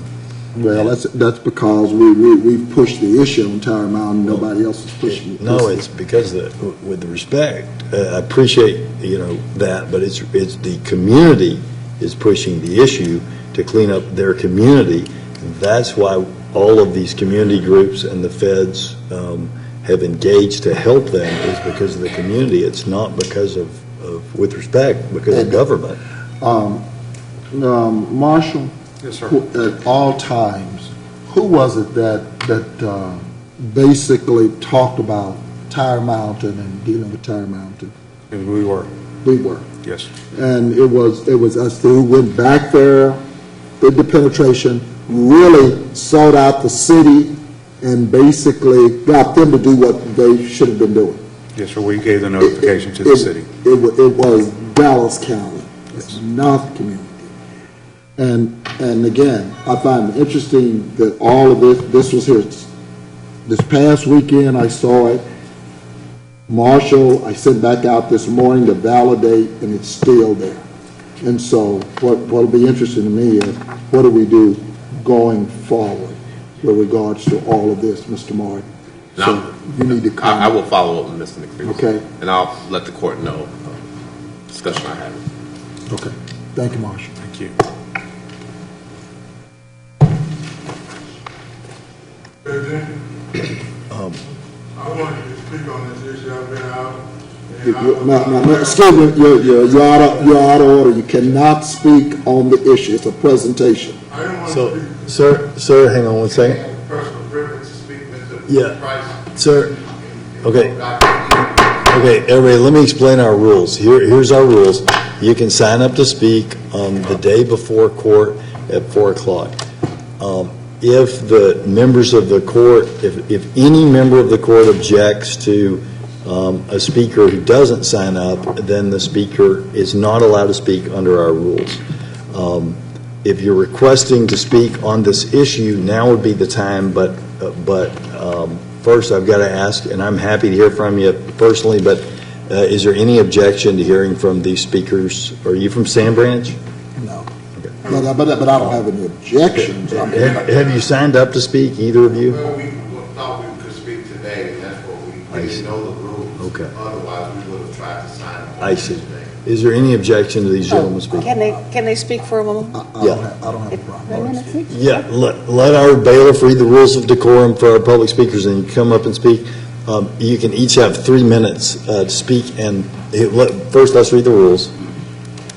All Commissioner Court attendees are hereby advised that this meeting is conducted in accordance with the provisions of Dallas County Code Section 74-71. Visitors and registered speakers are to observe order and decorum at all times. Personal, profane, or slanderous remarks are not appropriate and will not be allowed at any time during this public meeting. Any and all clauses be kept brief in the observance to time constraints. Disrupted visitors and or registered speakers may be removed and are subject to penalties provided in the State of Texas Penal Code, Sections 38.13, 42.01, and 42.05. Registered individual speakers are limited to a maximum of 3 minutes, and a maximum discussion on any one topic is limited to 30 minutes. So in a moment, I'll get you to state your name and your address, and then this screen will change up here, and you'll see a traffic light up there. When the traffic light goes yellow, it means you've got about 30 seconds left of your 3 minutes. When it goes red, it means your time is up. If you would finish your sentence, if you see red, we'd appreciate it, and if you don't see that, I'll tap my gavel to let you know your time is up. Please state your name and your address. Lee Alcorn, 3402 Country Club Drive, Grand Prairie. Yes, sir. Good to see you. I want to say good morning to you guys, and thank you for the privilege to allow me to speak on this particular issue. I've been under health care for some time, and this is the first time I'm out, and I'm really interested in what's happening at Sandy Branch. And I want to ask the Commissioners Court, I don't know where it is, maybe I can get it from John, what the status of running water is out there at Sandy Branch. And so that's what I want to see happening, and we are, dealing with this on a national issue. And for us to be in Dallas County and not have people living in a community without running water is unacceptable. And I don't know where we are with that, but maybe I could get some update on the status of that. That's what I'm interested in, and that's what I want to see happen.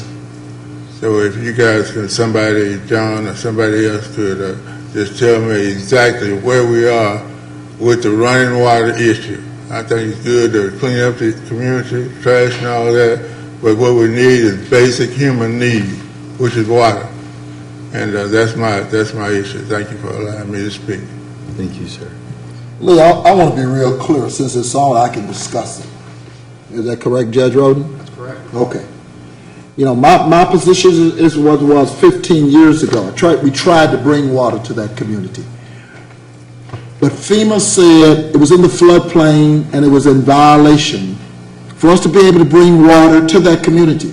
We relocated over half of that community because of regulations. My position now is with less than 100 people, with 40 households there, the nearest transmission maybe 2.5, 3 million, not occur with 75% of government money. That's even before you get to the houses. And you're talking about just water. You haven't even dealt with sewer. And so my position is, why? Why would we even entertain? And keep in mind, you're talking about Sand Branch. There are 12 other communities out there, unincorporated, in my district, just like Sand Branch.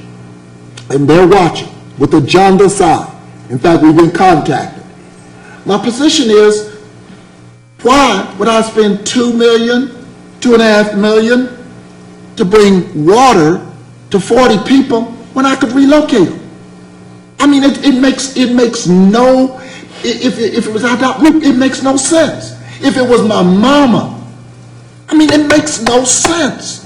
When I had a community of 400, we were trying to bring water, and at that time, we got a grant from the Water Development Board, and we used our CBDG money. But we wind up having to redirect those funds. So at the end of the day, you got, let's say you got 80 people out there.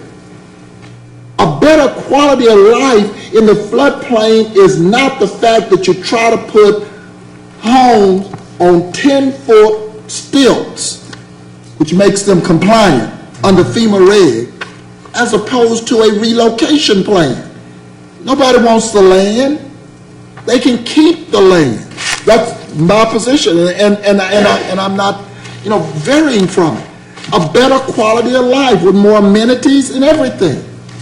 Especially running water. Well, exactly, and sewer. You keep talking about running water. You haven't even dealt with sewer. Well, that goes with it. No, sir. Sewers don't go with running water. It's not the same, and that's what I'm talking about. So that's what So when you talk about that's exactly what I'm talking about. I'm talking about relocating people so they can get access to all of the amenities.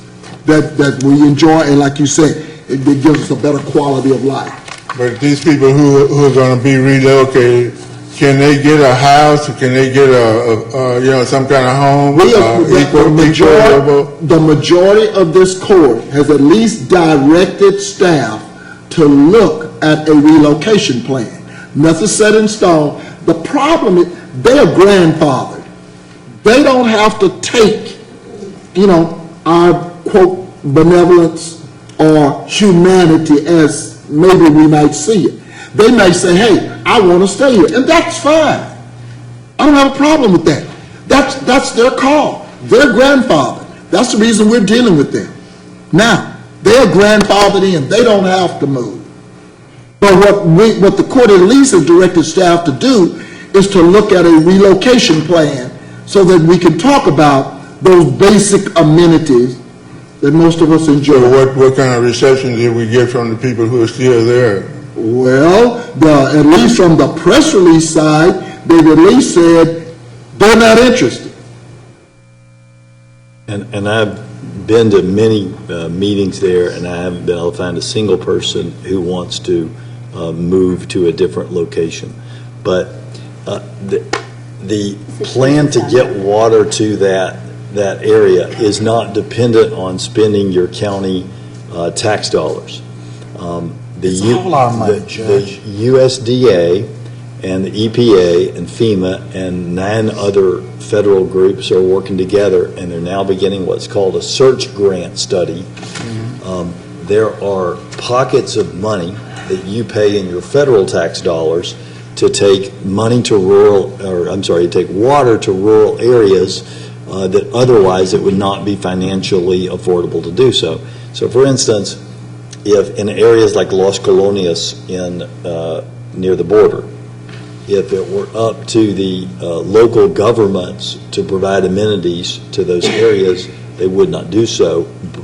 And so some of the federal dollars went to getting some basic amenities to those thousands of people, not 40, not 80. That's my only argument here. But the thing about it is, they're humans, and they're humans that need to be relocated to amenities. You don't spend $2 or $3 million. We wouldn't spend it if it was our money, and if it's federal government, it doesn't matter. It's just you can give people a quality of life. That's what they don't have. But apparently, the only thing I said, that's why I said we can relocate them. They get a quality life. They keep their property. We've never taken anybody's property. In fact, people who had lost their property, we made sure it was restored to them.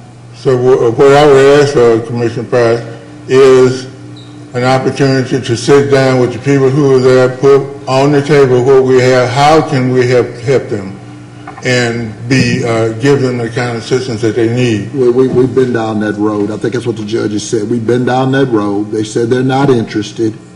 And I'll support that.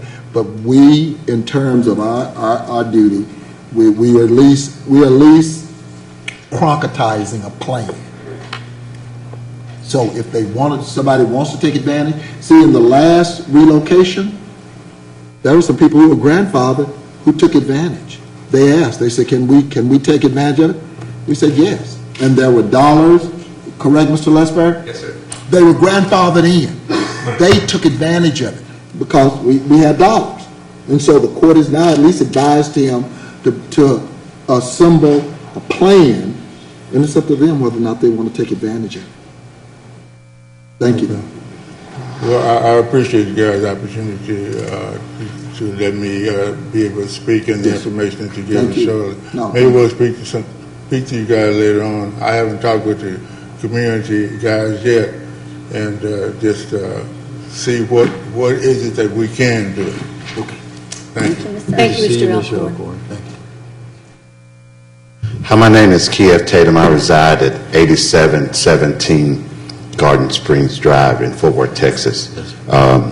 Judge, I was at that cleanup effort, and I must say I felt like it was heaven on earth. People from every race, every class, every color were all there, and we were working on one accord.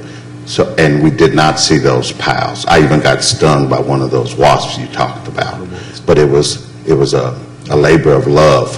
Commissioner Price, I've known you since I was a little boy. In fact, your brilliance and boldness as a child invoked that spirit in me to want to do this kind of work, civil rights work. And one of the things you taught me was there are no borders. And I believe that truly, and that's why we began to engage this process. 15 years ago was 15 years ago, before the Trinity River Vision, before we received those funds to be able to help work on those dams. But the dams near Sand Branch are not included in that proposal.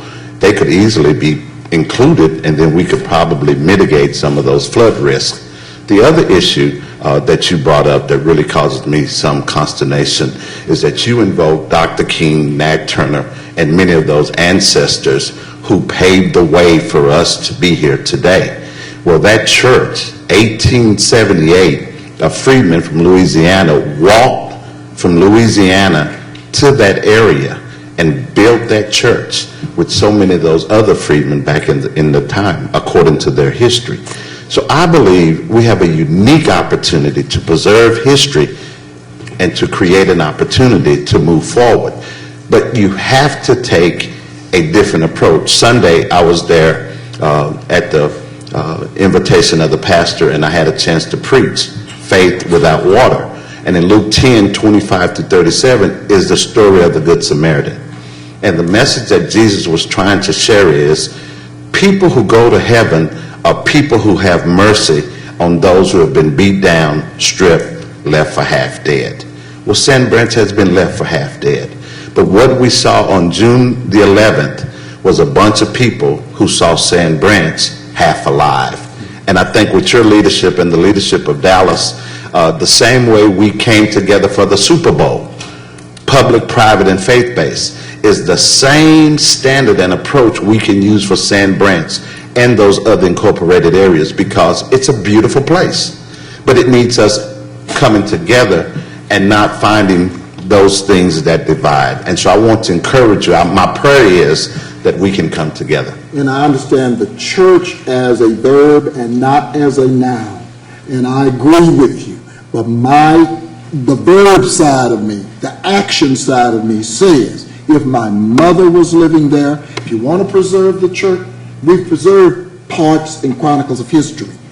But in terms of the human people, and at the end of the day, the average age out there is 66.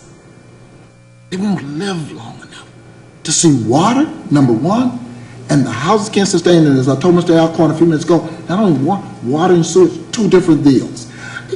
You know, I hear it, but the side of me says, if my mom was living there, would I want to move her to a place where she could have basic amenities? And that's my position, and I'm sticking to it. The Bible says, if one's saved, the angels in heaven rejoice. Okay. And there are children and there are parents there. I got you. Thank you. Okay. Okay. Next presentation is on the countywide tax rate.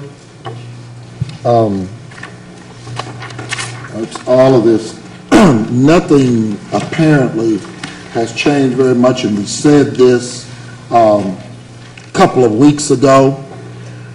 The values, market values, are 9 to 10%, $268 to $271 billion. New construction is 17% over last year, $3.7 billion last year, $4.3 billion estimated this year. The problem with market values is that they do an extraction for Freeport and others. And so given that, right now, they have 112,000 protests. Last year, they had 103,000 protests. They basically said, and I've provided to all of you the valuations with regards to what we had anticipated, and if the growth comes in at 8.1%, 0.91% in value. At the end of the day, the proposition the judge had on the table, I said at the last presentation, was $4.80. It is now adjusted to each taxpayer for Dallas County taxes at $5.11. Since we met, the city of Dallas, we know, is $19 million in the hole. That's with increased valuations. It's my understanding, having met with them this morning, they got $2 billion, as I said a couple of weeks ago, worth of debt service in general obligation. They got another $2 billion worth of obligation, debt service in water, and got another $1 billion in aviation. That's their debt service. They said they are not anywhere close. Having met with council people, they're not anywhere close to talking about consideration of lowering their tax rate. And the school district, and of course we all know that, they're not only not talking about lowering, they're talking about raising it. And so I'm just talking about how ludicrous it is for us to talk about $5. We got the second lowest tax rate of any urban county. Of 254 counties, we got the sixth lowest tax rate. And we're talking about $5.11. And we working on the margins. The city of Dallas has sales taxes, franchise tax, they have everything. We have ad valorem property taxes, period. And as I said before, fines and fees are down, filings are down, criminal, civil. We have no other revenue stream. And while it's $5.11 on a $149,000 house, it has value to Dallas County. We might lost also $700,000 on the motor vehicle new assessment that the state is planning on. And if the caps come through the legislature, that will leave even more money on the table for us. All I'm saying is that we, if you want to keep talking about it, I'll keep it on as a running total. I am following appraisal district. I'm sure that like everyone else is. But all I'm saying is this court, legendarily, since 1991, has put us in this position that we're in today. Our employees deserve what we had anticipated. I know it's calculated at 7.5%, but we have infrastructure needs, and while it's $5.11 or 866,000 parcels, it may equate to right at $5 million. That's significant for us, but it's $5.11 for each taxpayer. Well, I got a few comments. Well, I'm assuming, Commissioner, you didn't leave me off of the chart on purpose. No, I didn't leave you off on purpose, but you keep going back to that But if you go back to the effective, you save 6 times the amount of increase in taxes. Yeah. Okay. 6 times. All I'm saying, the only reason you got. And if we're down on all the filings and all that other stuff, then why aren't we making cuts? Well, the budget. Why aren't we making cuts? Well, I'll tell you. Okay. I'll tell you, because what we have done is delayed for our workforce. We have delayed for our infrastructure. We have delayed. Deferment. Let me ask you this. Okay. You're fixing to do a $200 million CO. Okay. Is that correct? That's correct. Are you having to increase your taxes at all to pay for this? Not at all. That's right. That's right. So that means it's not even included. Well, you know why? So that's not even on the table. That was cause of good planning. No, I understand. Okay. I understand, but that's not even included in this. That's exactly right. And so, and keep in mind, the $200 million is just for a building and a half over there. Right. But where are the cuts when you have everything depressed? Well, you got property values going up. Well, and you got taxes going up. But you had services going way down. Property values. Well, Taxes are Well, up, it's coming from that effective rate piece. But my point Your is, effective rate that goes unfortunately, while we're managing that population in the jail, it's still costing us $11 million every month. But you don't need as many courts as you have, Well, maybe. or support personnel. I mean, where's all the study on all of that? Well, now, I brought up doing budget, you're only talking about maybe 2 civil courts. You're talking about 2 civil courts, and maybe Criminal filings are up? well, no criminal filing, not us. But keep in mind, criminal filing, we don't get, unless we're on the county side, the misdemeanor side, get a chance to make that determination. The rest of those are district courts. So when you talk about, what's going on with regards to, the court system, even if you take those so-called 2 civil courts out of the equation, Are you talking district or county? I'm talking about county, because we don't get a chance to make the call on the district side. Well, explain to me, Ryan, how do we deal with, I know the staffing of all the courts we can deal with, so how do we deal with the actual district courts? Because a district court is statutorily.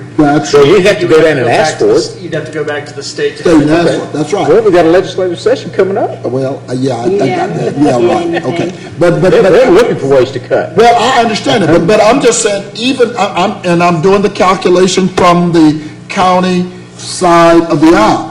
Even if you take the 2 civil courts out of the county side of the aisle, you're talking about $1.6 million, about 800,000, is that correct? Are my calculations correct? And you got county criminal courts.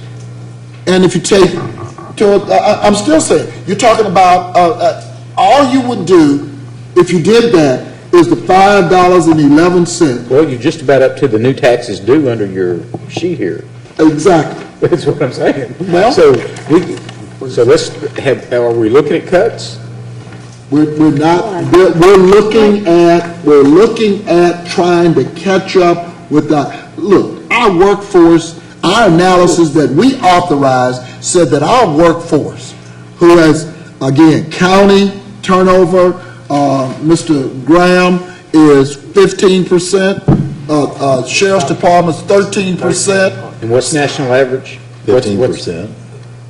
I mean, it's... No, but wait a minute, guys. wait. We pay for that study, the Hayes study that we've been analyzing for the last year. And it said That says we are 15% below the 85% that we need to be competitive You'd with think it- another governmental entity. think you'd have You higher know, turnover. the Well, point- the reason you don't have higher turnover is because of the benefits.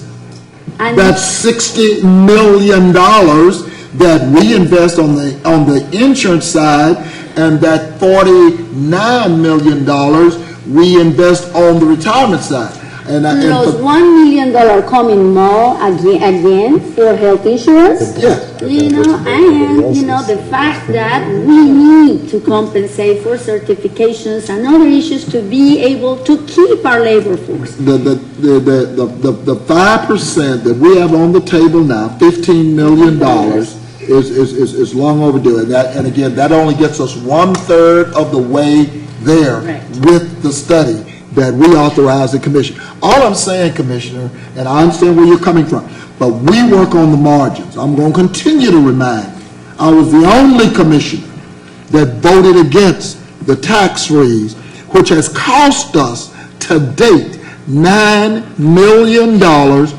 3%. Now, it doesn't mean much, to a lot of people, but for us, we work on the margins. Well, I think it means a whole lot to those older people. Older people north of 30. I got you. But they're also being affected on Parkland, because Parkland does not have that tax freeze. So, I got so if we don't go back to the effective rate on Parkland, Oh, now, It's gonna have a tremendous and you know Parkland cannot afford it. You know Parkland, and the IGT, the way this... The issue is that we want to continue to fight this Can we talk when we about need Parkland's those tax $4 million for the workforce that we have worked on for the last year with the staff. And you all know, I'm always been against across the board, raises. I but in this time, just to be able to complete, I will be able to support it this year. So, again, the discussion is, do we go through this and leave $4 million on the table that we actually need today, for better worker compensation and retainment of labor workforce? And at the end of the day, let's going on following up on another line of the conversation. At the end of the day, Dallas County contributes just over 9% of the county tax bill. So we can do whatever we want to do over on our side of it and have a very, very small impact on lowering anybody's tax rate. $5.11. Not even a Starbucks, and I don't drink coffee. So the numbers that we're talking about today are numbers using assumptions as to what people think will happen after all the protests are in. Right now, what we're dealing with, and I think it's a good conversation, and I respect everyone's opinions here, and it's a good conversation inside the building about the needs of the employees. Outside the building, the conversations that people are having are about the 12.2% increase that they've seen in their preliminary values, because it's the only number that we have. And I was very polite and didn't interrupt you.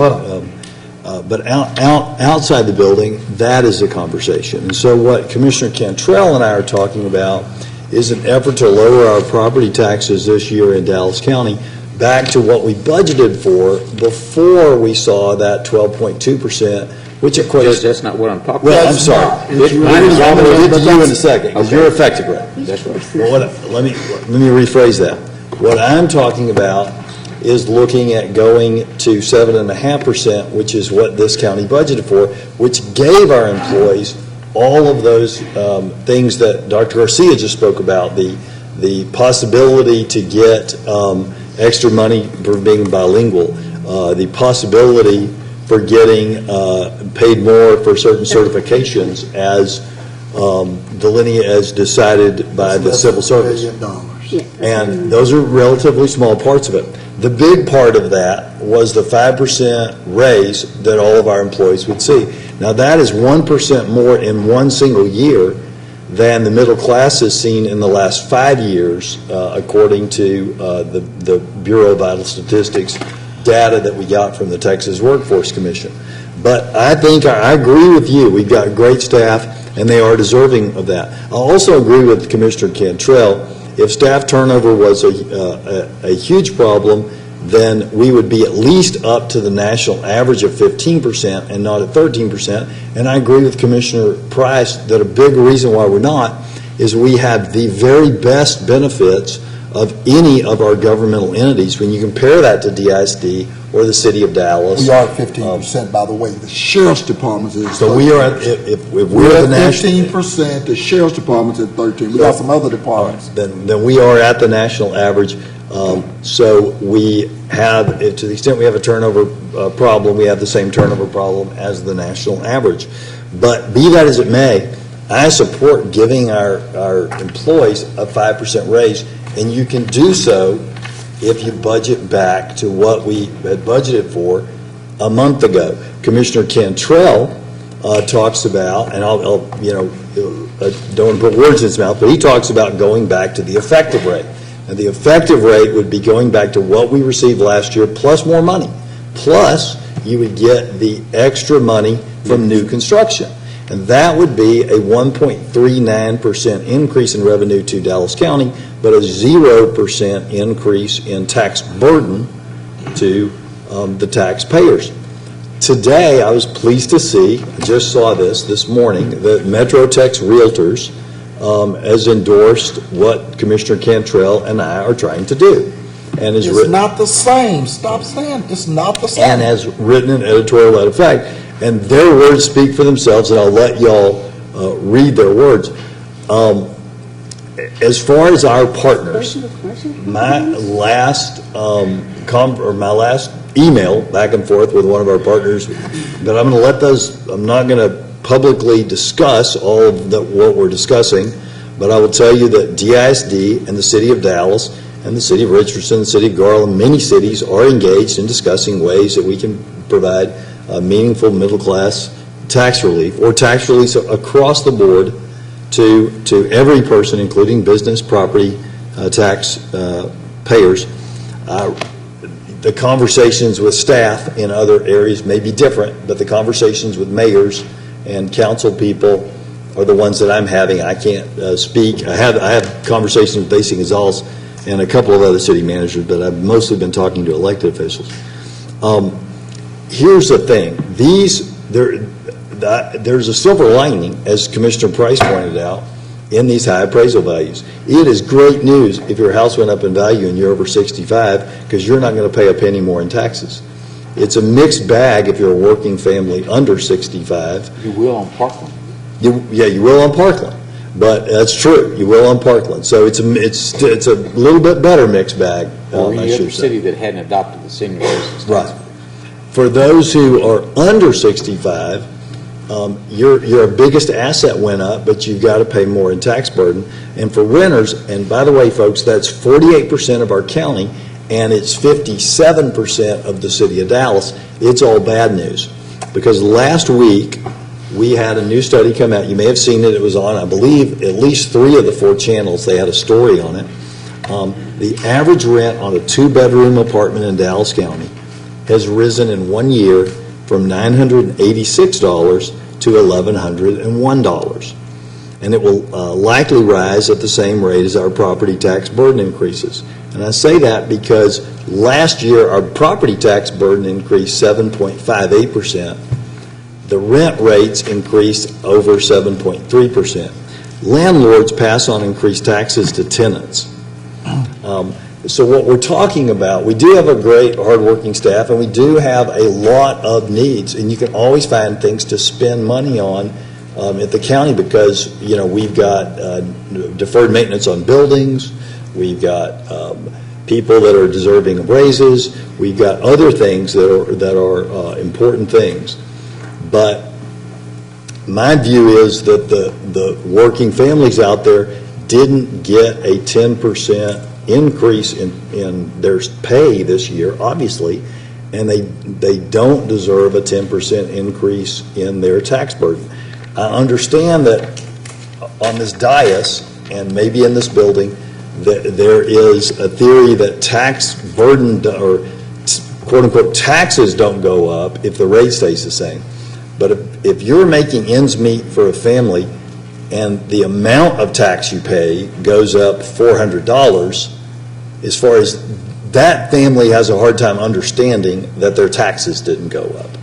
And so that what we are trying to work to do, a group of us in and out of the county, Commissioner Cantrell and myself, and mayors and council people and school board members and whatnot outside the county, are trying to find a way to lessen that burden. Now, as someone, or Commissioner Cantrell pointed out, there is a big gap between my number, which is a starting point in my mind at the high end of fully funding everything you said you wanted last month, and his number, which is going back to the effective rate.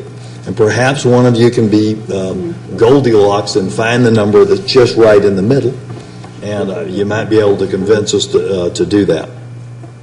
But I think it's a good discussion that we need to keep having, and going out and speaking to people in the community. I haven't had anyone who works outside of Dallas County tell me that they want us to keep that windfall money, and instead of giving a 5% raise to elected officials and employees, give them an 8% raise. Yeah, don't be talking like official. I mean, we don't do like you. We don't sign our deal and say for 3 months and then come back and get all our money on the other end. Well, so that's a whole different game. Yeah, and I don't think anybody this whole here is thing about, opposed to. You know, there's an Observer Governing Magazine has done a piece called "Why Tax Cut Fever Has Abated." All these people, I mean, we've heard this argument before.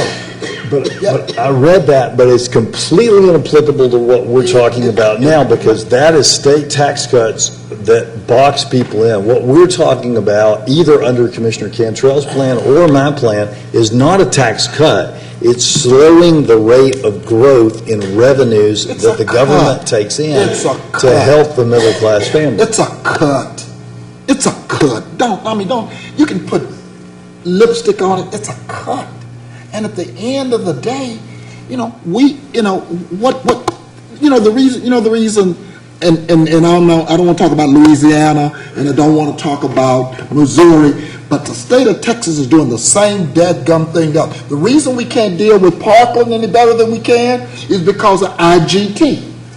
They make us put up the money. Our taxpayers put up the money so that they can leverage. No, the state doesn't raise taxes. We do. We do, because we have to put up the money. Okay? So Judge, that's what I'm saying. I don't even want them to explain. I'm talking to us because just stop the insanity. We are putting up the money. We're putting up the money for Parliament, 3 or 4 hospital district, put up the money for the dadgum state. They take our taxpayer money and leverage it. But no, we can't have Medicaid expansion. But hey, and I don't want to get into that, I'm not going down there, but they still, the IGT money is put up by Dallas County citizens, Tarrant County citizens. If we're going to, I don't know if we can talk about parking, and I brought it up, and I probably shouldn't have, but. Yeah, it's tax rate. The agenda item's the county-wide tax. Okay, Y'all okay. can talk. And let me just close that. What he's saying, so we So put we're on. at the same time. We're same. Okay, just want to make sure. Let me close. We have this discussion, and I haven't heard from any other elected official that is saying that they're going to lower their tax rate. So let me just close by saying, Judge, with your argument about the middle class, we want to help the middle class. Let's help our employees to have better quality and access. That's it. And I appreciate we have 7,000 employees here and 2.5 million people who live here. Reverend Ike said you want to help the middle class be one of them. We can all talk at the same time if we try. Commissioner Cantrell? Well, I guess what I'm trying to point out, Judge, is that I don't know of very many people getting a $7.50 raise either. In other words, 7.5%. 7.5% raise. So if if we're going to be honest with the public, you go to the effective rate. You can't say, well, we'll just keep 7.5% of your increase on the property, because you're still affecting all those people. Very few people are getting 10%, absolutely, or 7.5%. Am I misreading something? Because everybody's up there saying... anything about businesses. Businesses are in that equation too. Oh, I understand. Okay. I totally understand. So... Are we looking at a 5% increase or an 8% increase? Maybe I misread The this. increase will ultimately be determined by the available funds. No, I understand that. It will be somewhere between those 5 and 8%. But remember, we were 15% behind. Number 39. They're That's already what I'm up on. 6. Help our Already up workforce. 6. Let's move on. Well, this is 6 to 8%. Yeah, we've already gone from 5 to 6, and now we're talking about whether we go from 6 to 8 on that. Certifications with bilingual pay. But that's still not before the 112,000 protests that have to be heard too. So we don't have a bottom line. Correct.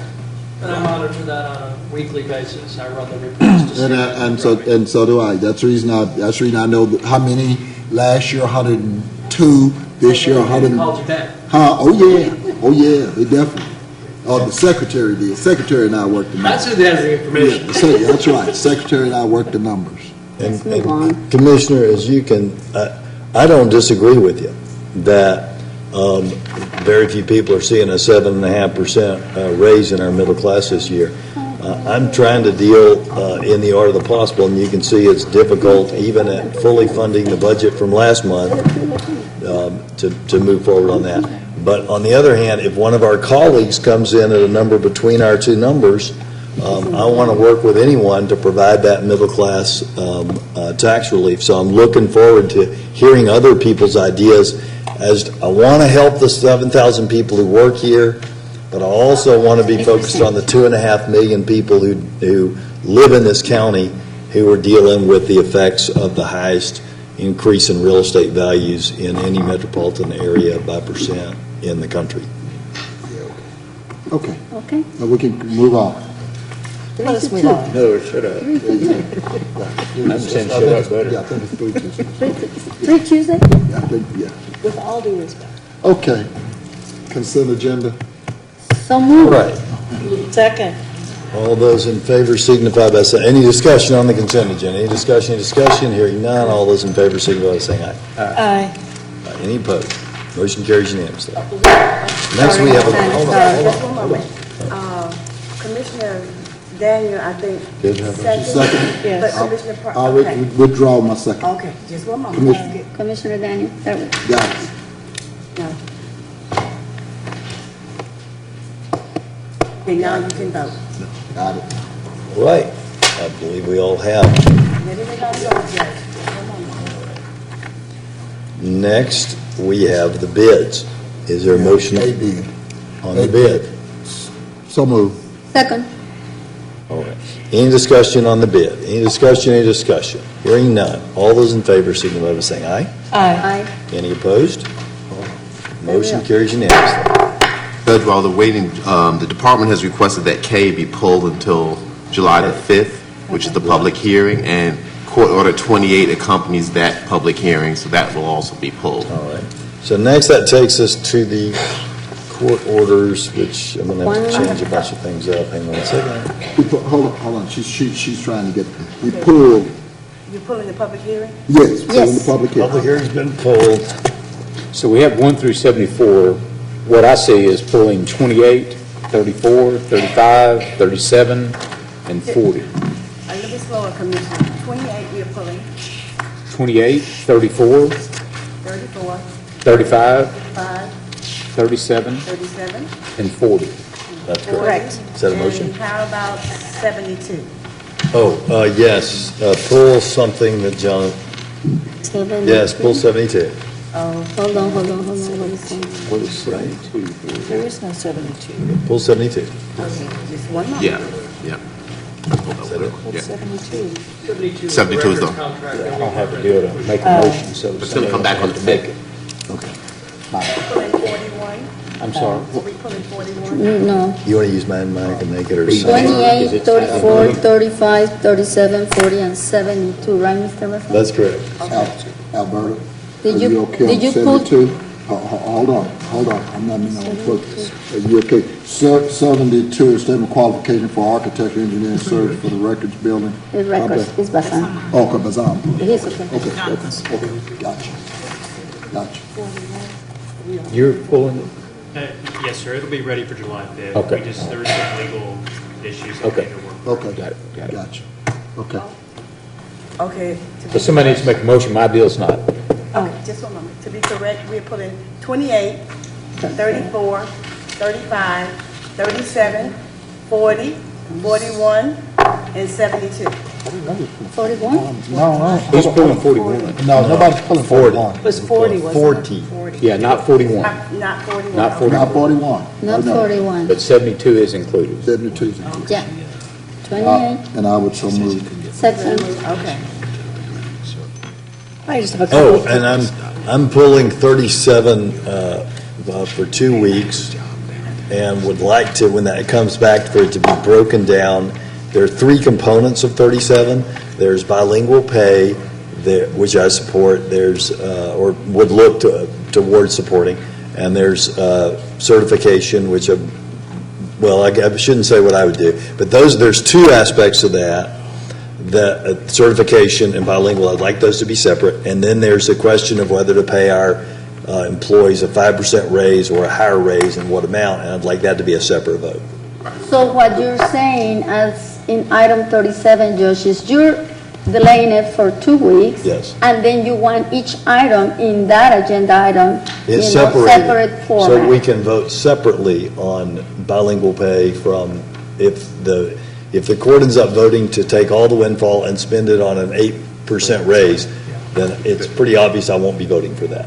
Okay. So I think assuming Irma's ready and prepared to be able to have enough detail on the bilingual and the cert pay, we can do that. It may actually come back further and further. Doesn't matter This was when- really more of a doesn't matter when it comes. conceptual thing. But- We're not ready to say we're doing 5 or 8 because we don't know how much money we have. Exactly. So that won't be coming back on July 5th either. This was really just conceptually, these are where we're going, and the plans and the actual things would come at a future time. Correct. And thank you, Mr. Brown, because really, Judge, what this is just a recommendation for us to continue to work during the budget. Absolutely. You know, I guess what the judge is saying is when the budget comes, he would like them in a separate format. But at this point, Judge, the only thing that we're doing here is for the court to know, that, the majority of us would like to see this done, So, and that's it.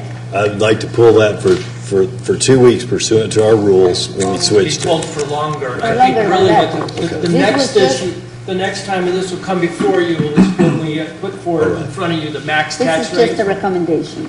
Court order, because that will need to have a vote on so that we can then post that. That's the max tax rate court order. So I think that's the next time you'll be able to see and have this dialogue.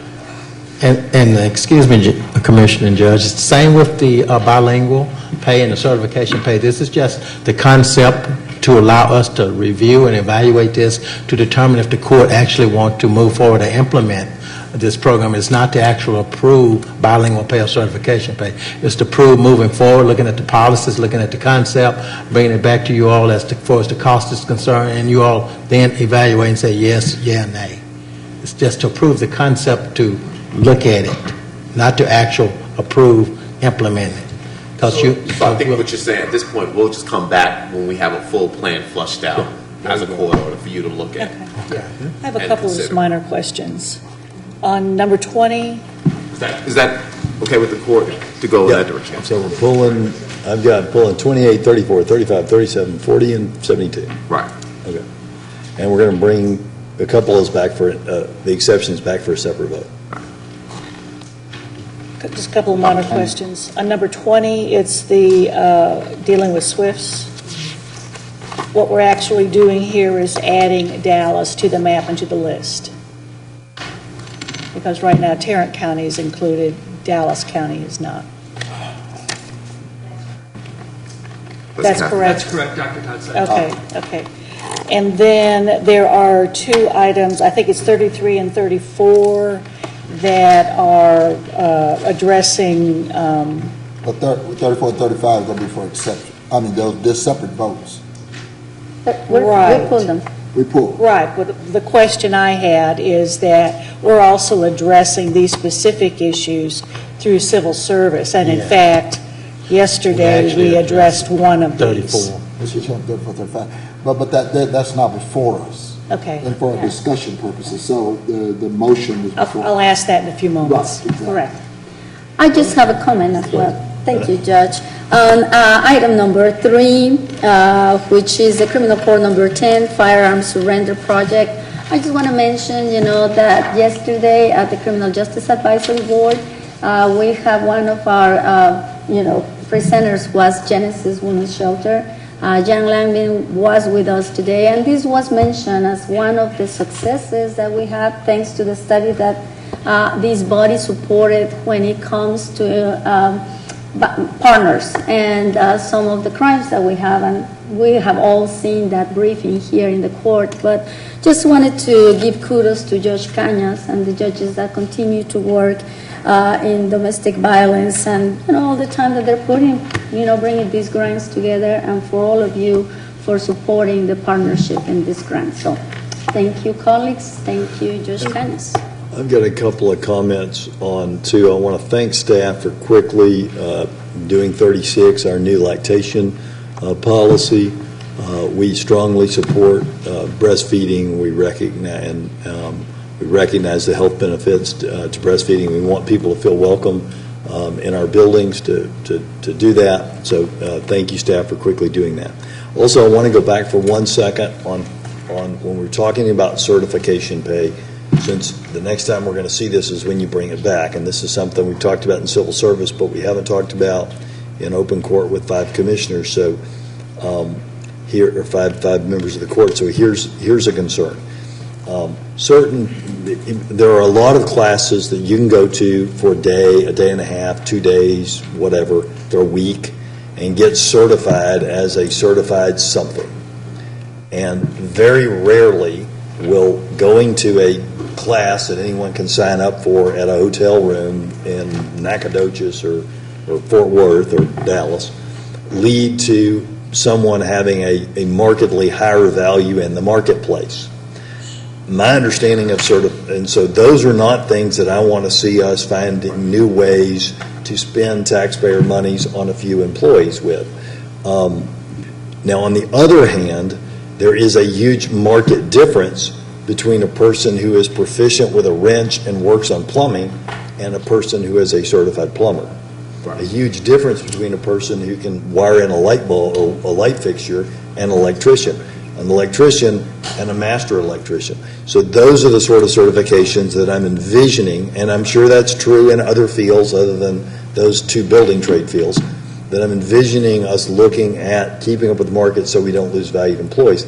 But I know how this works because, it works the same way in the private sector. If you tell people you can get more money if you get a certification, people will look online, and they'll find a way to get certified as a certified 10-punch key operator or a certified Excel, Microsoft Excel master or something.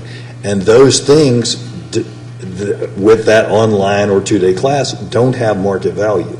So I wouldn't want to see us spending a bunch of taxpayer money to, send people to trainings that then have their departments come back and ask for an extra $100 a month for those people.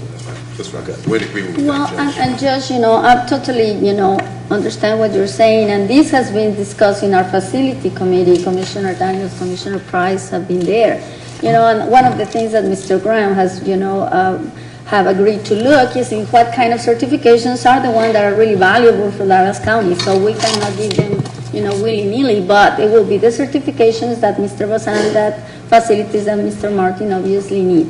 So I think this is a great step, moving forward to really value the people that actually go out of the way to have additional education and certifications as part of it. And she's making a very important point. I want to make sure staff gets that point. It's really twofold. What certifications are valuable to Dallas County? That's one question. So, for instance, it might be valuable to Dallas County to send someone to a 5-day training where they miss work and we pay for the training. But then the question on whether you pay them more money for that is what is the market bear? And if it's helpful to us to train them on something about using the mainframe, but there's no market value to that, or if it's helpful to us to get them certified as a fraud auditor with a 3-day training, but there's no difference in pay of a certified fraud auditor from that or not, then we don't want to pay more. Right? We're all in alignment on that? That's right. That's right. Call the question, please. So any further comments on any of the items? Question's been called. All those in favor signify by saying aye. Aye. Any opposed? Any abstentions? Motion carries unanimously. Court Order 34 is before us. 28. 28, I'm sorry. 28's been pulled, Commissioner. 28's been pulled. Yes.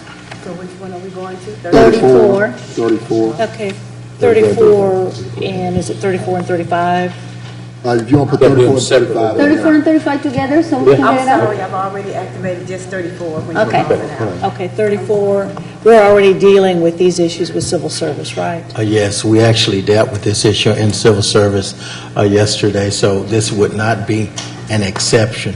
The Civil Service Commission approves the way we reevaluate, and actually we changed the title of that court recorder to coincide with the Supreme Court ruling that this position is not a certified court reporter. So actually, this would not be an exception anymore, as approved by civil service.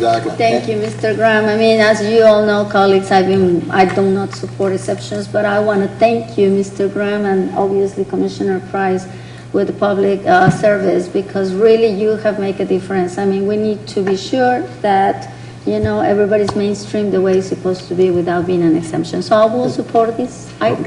And And I also, and I made sure yesterday in the record that Judge Roden, that you had basically, you and your office had basically validated both of these positions, 34 and 35. Yeah, so next time, hopefully, we can do it before it comes to the agenda. So I don't have to pull it. I make the motion, 34. Second. All those in favor, any further discussion? All those in favor? I'm sorry, go ahead. Just be sure that the exemption, is clarified, Mr. Graham. I don't want to be in the record voting for exemptions. Thank you. Any further comments? Hearing none, all those in favor, signify by saying aye. Aye. Any opposed? Any abstentions? Motion carries unanimously. The same, move Court Order 35, the same as the case with 35. Second.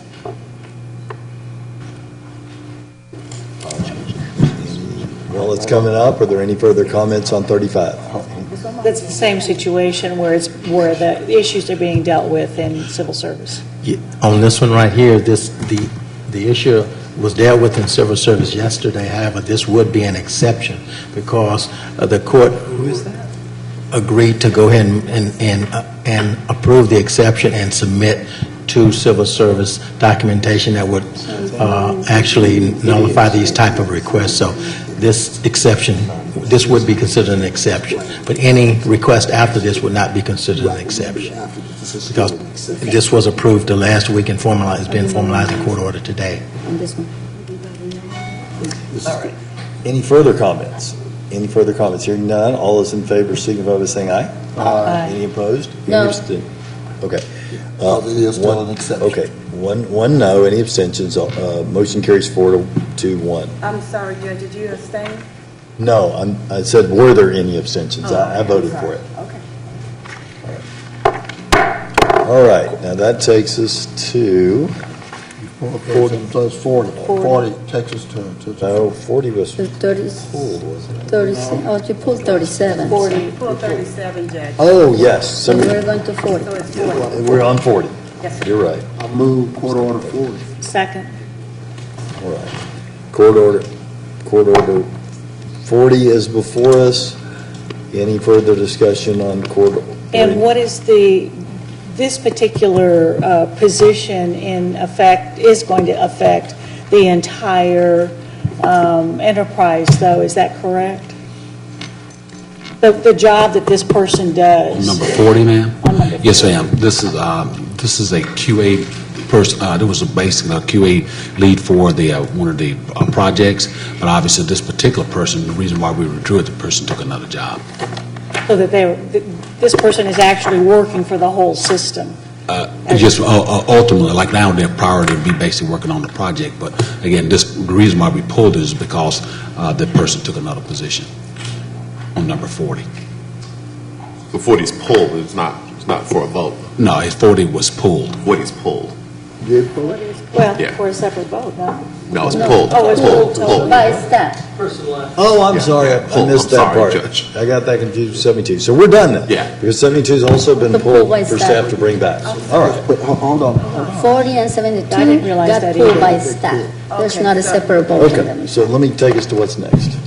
Judge, just real quick, I have one travel bring up. Two staff from HHS are going to a Zika State Response Workshop in McAllen, Texas on 7/5 and 7/6. Is going to be paid out of grant funds, Ebola grant funds. Total amount is $1,000. All right. Thank you. And this takes us to our registered We don't have any speakers. speakers. Oh, just a register. And we've already read our rules of decorum earlier. So our first public speaker is Mr. James Dunn.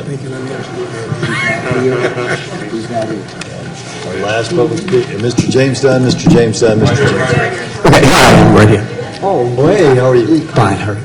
Judge Jenkins. There, that's fine. Okay, I'd love to be brief, but this is not brief, but this is very important. Judge Jenkins in the court, I'm going to try to get through this as fast as I can. The last time that I spoke here, in October of 2014, 1 week before he lost his bid for re-election, I ended up in jail in the either corrupt or incompetent Craig Watkins regime's efforts to silence me.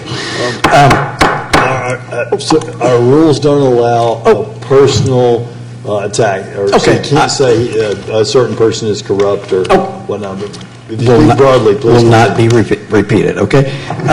View the video of what I said, and I spoke on the topic. Okay. Now, the Texas Education Commission started an investigative report that totally vindicates and exonerates me.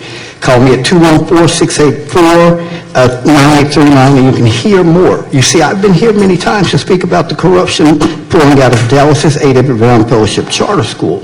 Why does this concern us all? Because the miseducation of black youth should concern us all. Why does this concern us all? Because black test scores always lag those of their non-black counterparts. Why does this concern us all? Because we as a country, we as a county should be concerned about the overrepresentation of blacks in our criminal judicial system and know that education is the way to end that what Jim Schutz of the Dallas Morning News and others refer to as a kindergarten to prison pipeline. This is often too often the educational experience of black youth, a perpetual middle passage. Let me explain. I was hired to teach at A.W. Brown Fellowship Charter School in Oak Cliff in 2002-2003 school year.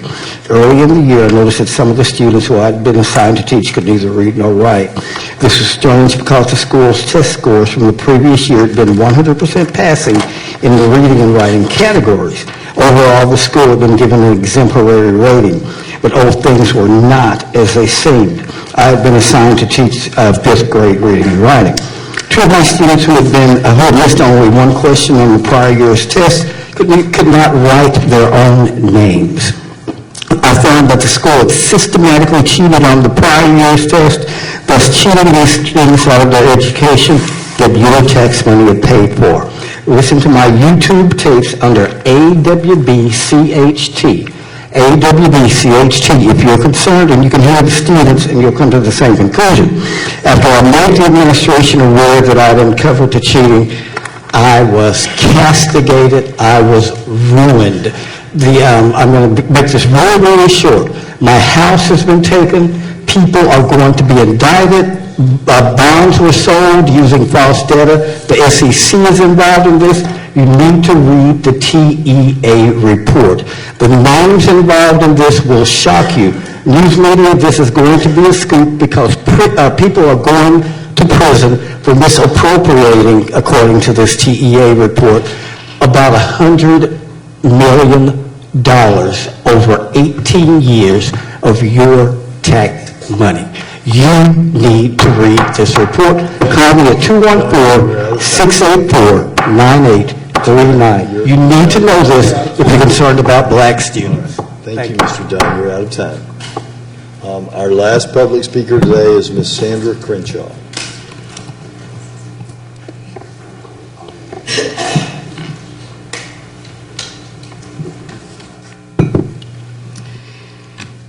"150 years ago this year, Americans of African descent celebrated their liberty, their freedom.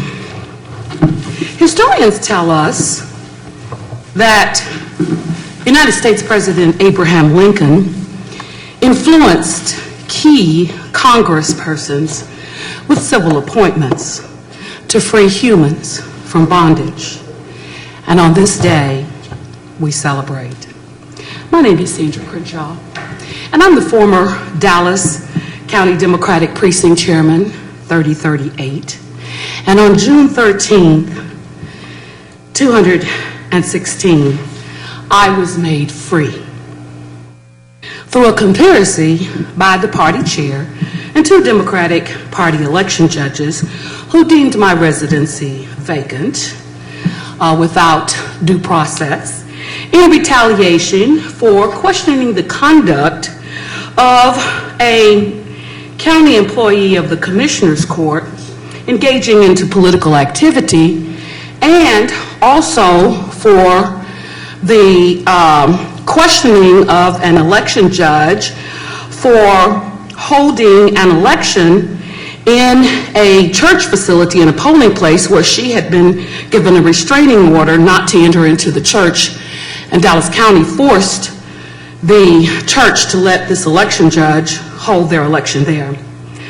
I am free now to ask anybody, the Republicans, John Cornyn, anybody now, to ask for an investigation into precinct chairs and party officials who registered to vote at vacant houses to become precinct chairs to influence the election of a judge, who registered to vote at houses that are condemned, registering their adult children with spouses and families at their homes, registering people and applying and getting appointed to judges, getting appointed as election judges and precinct chairs when their voter address is a automotive garage and no one knows this person, and yet they are precinct chairs. I'm free to complain to the AG when the party refuses to produce copies of precinct chair applications, which are deemed public information the moment that they are filed. I'm free to ask the U.S. Attorney, why are county officials making my decision, my freedom of choice on candidates for office or taking positions a contingency on whether or not I can serve, or precinct chairs can serve as an election judges? Yes, Abraham Lincoln may have used influence to free us, but today, You're out of time, I'm sorry. can I have 30 seconds? I'm sorry, ma'am, if there's, does anybody have an objection to her having 30 seconds? Yeah, I do. Okay. You Sorry. object? Okay, then I'm free to go over here to the U.S. Attorney's Office and ask why Daphne Fain is using that to influence election judges. Ma'am.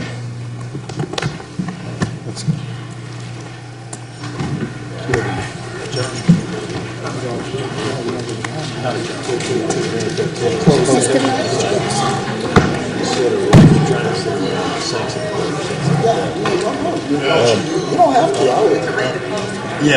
We are, Mr. Love, Mr. Roden, can you come to me for a second?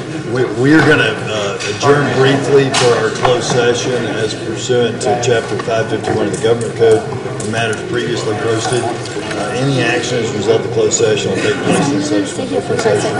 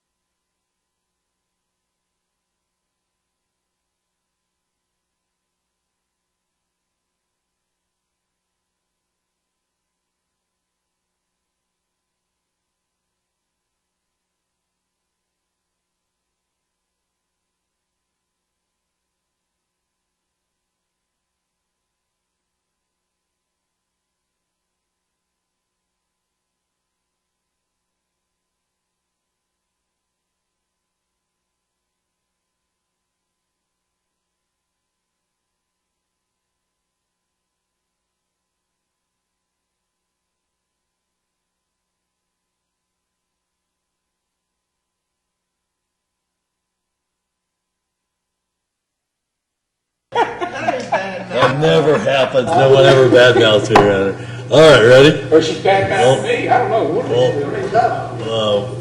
No further action necessary as per the closed session. Court stands adjourned.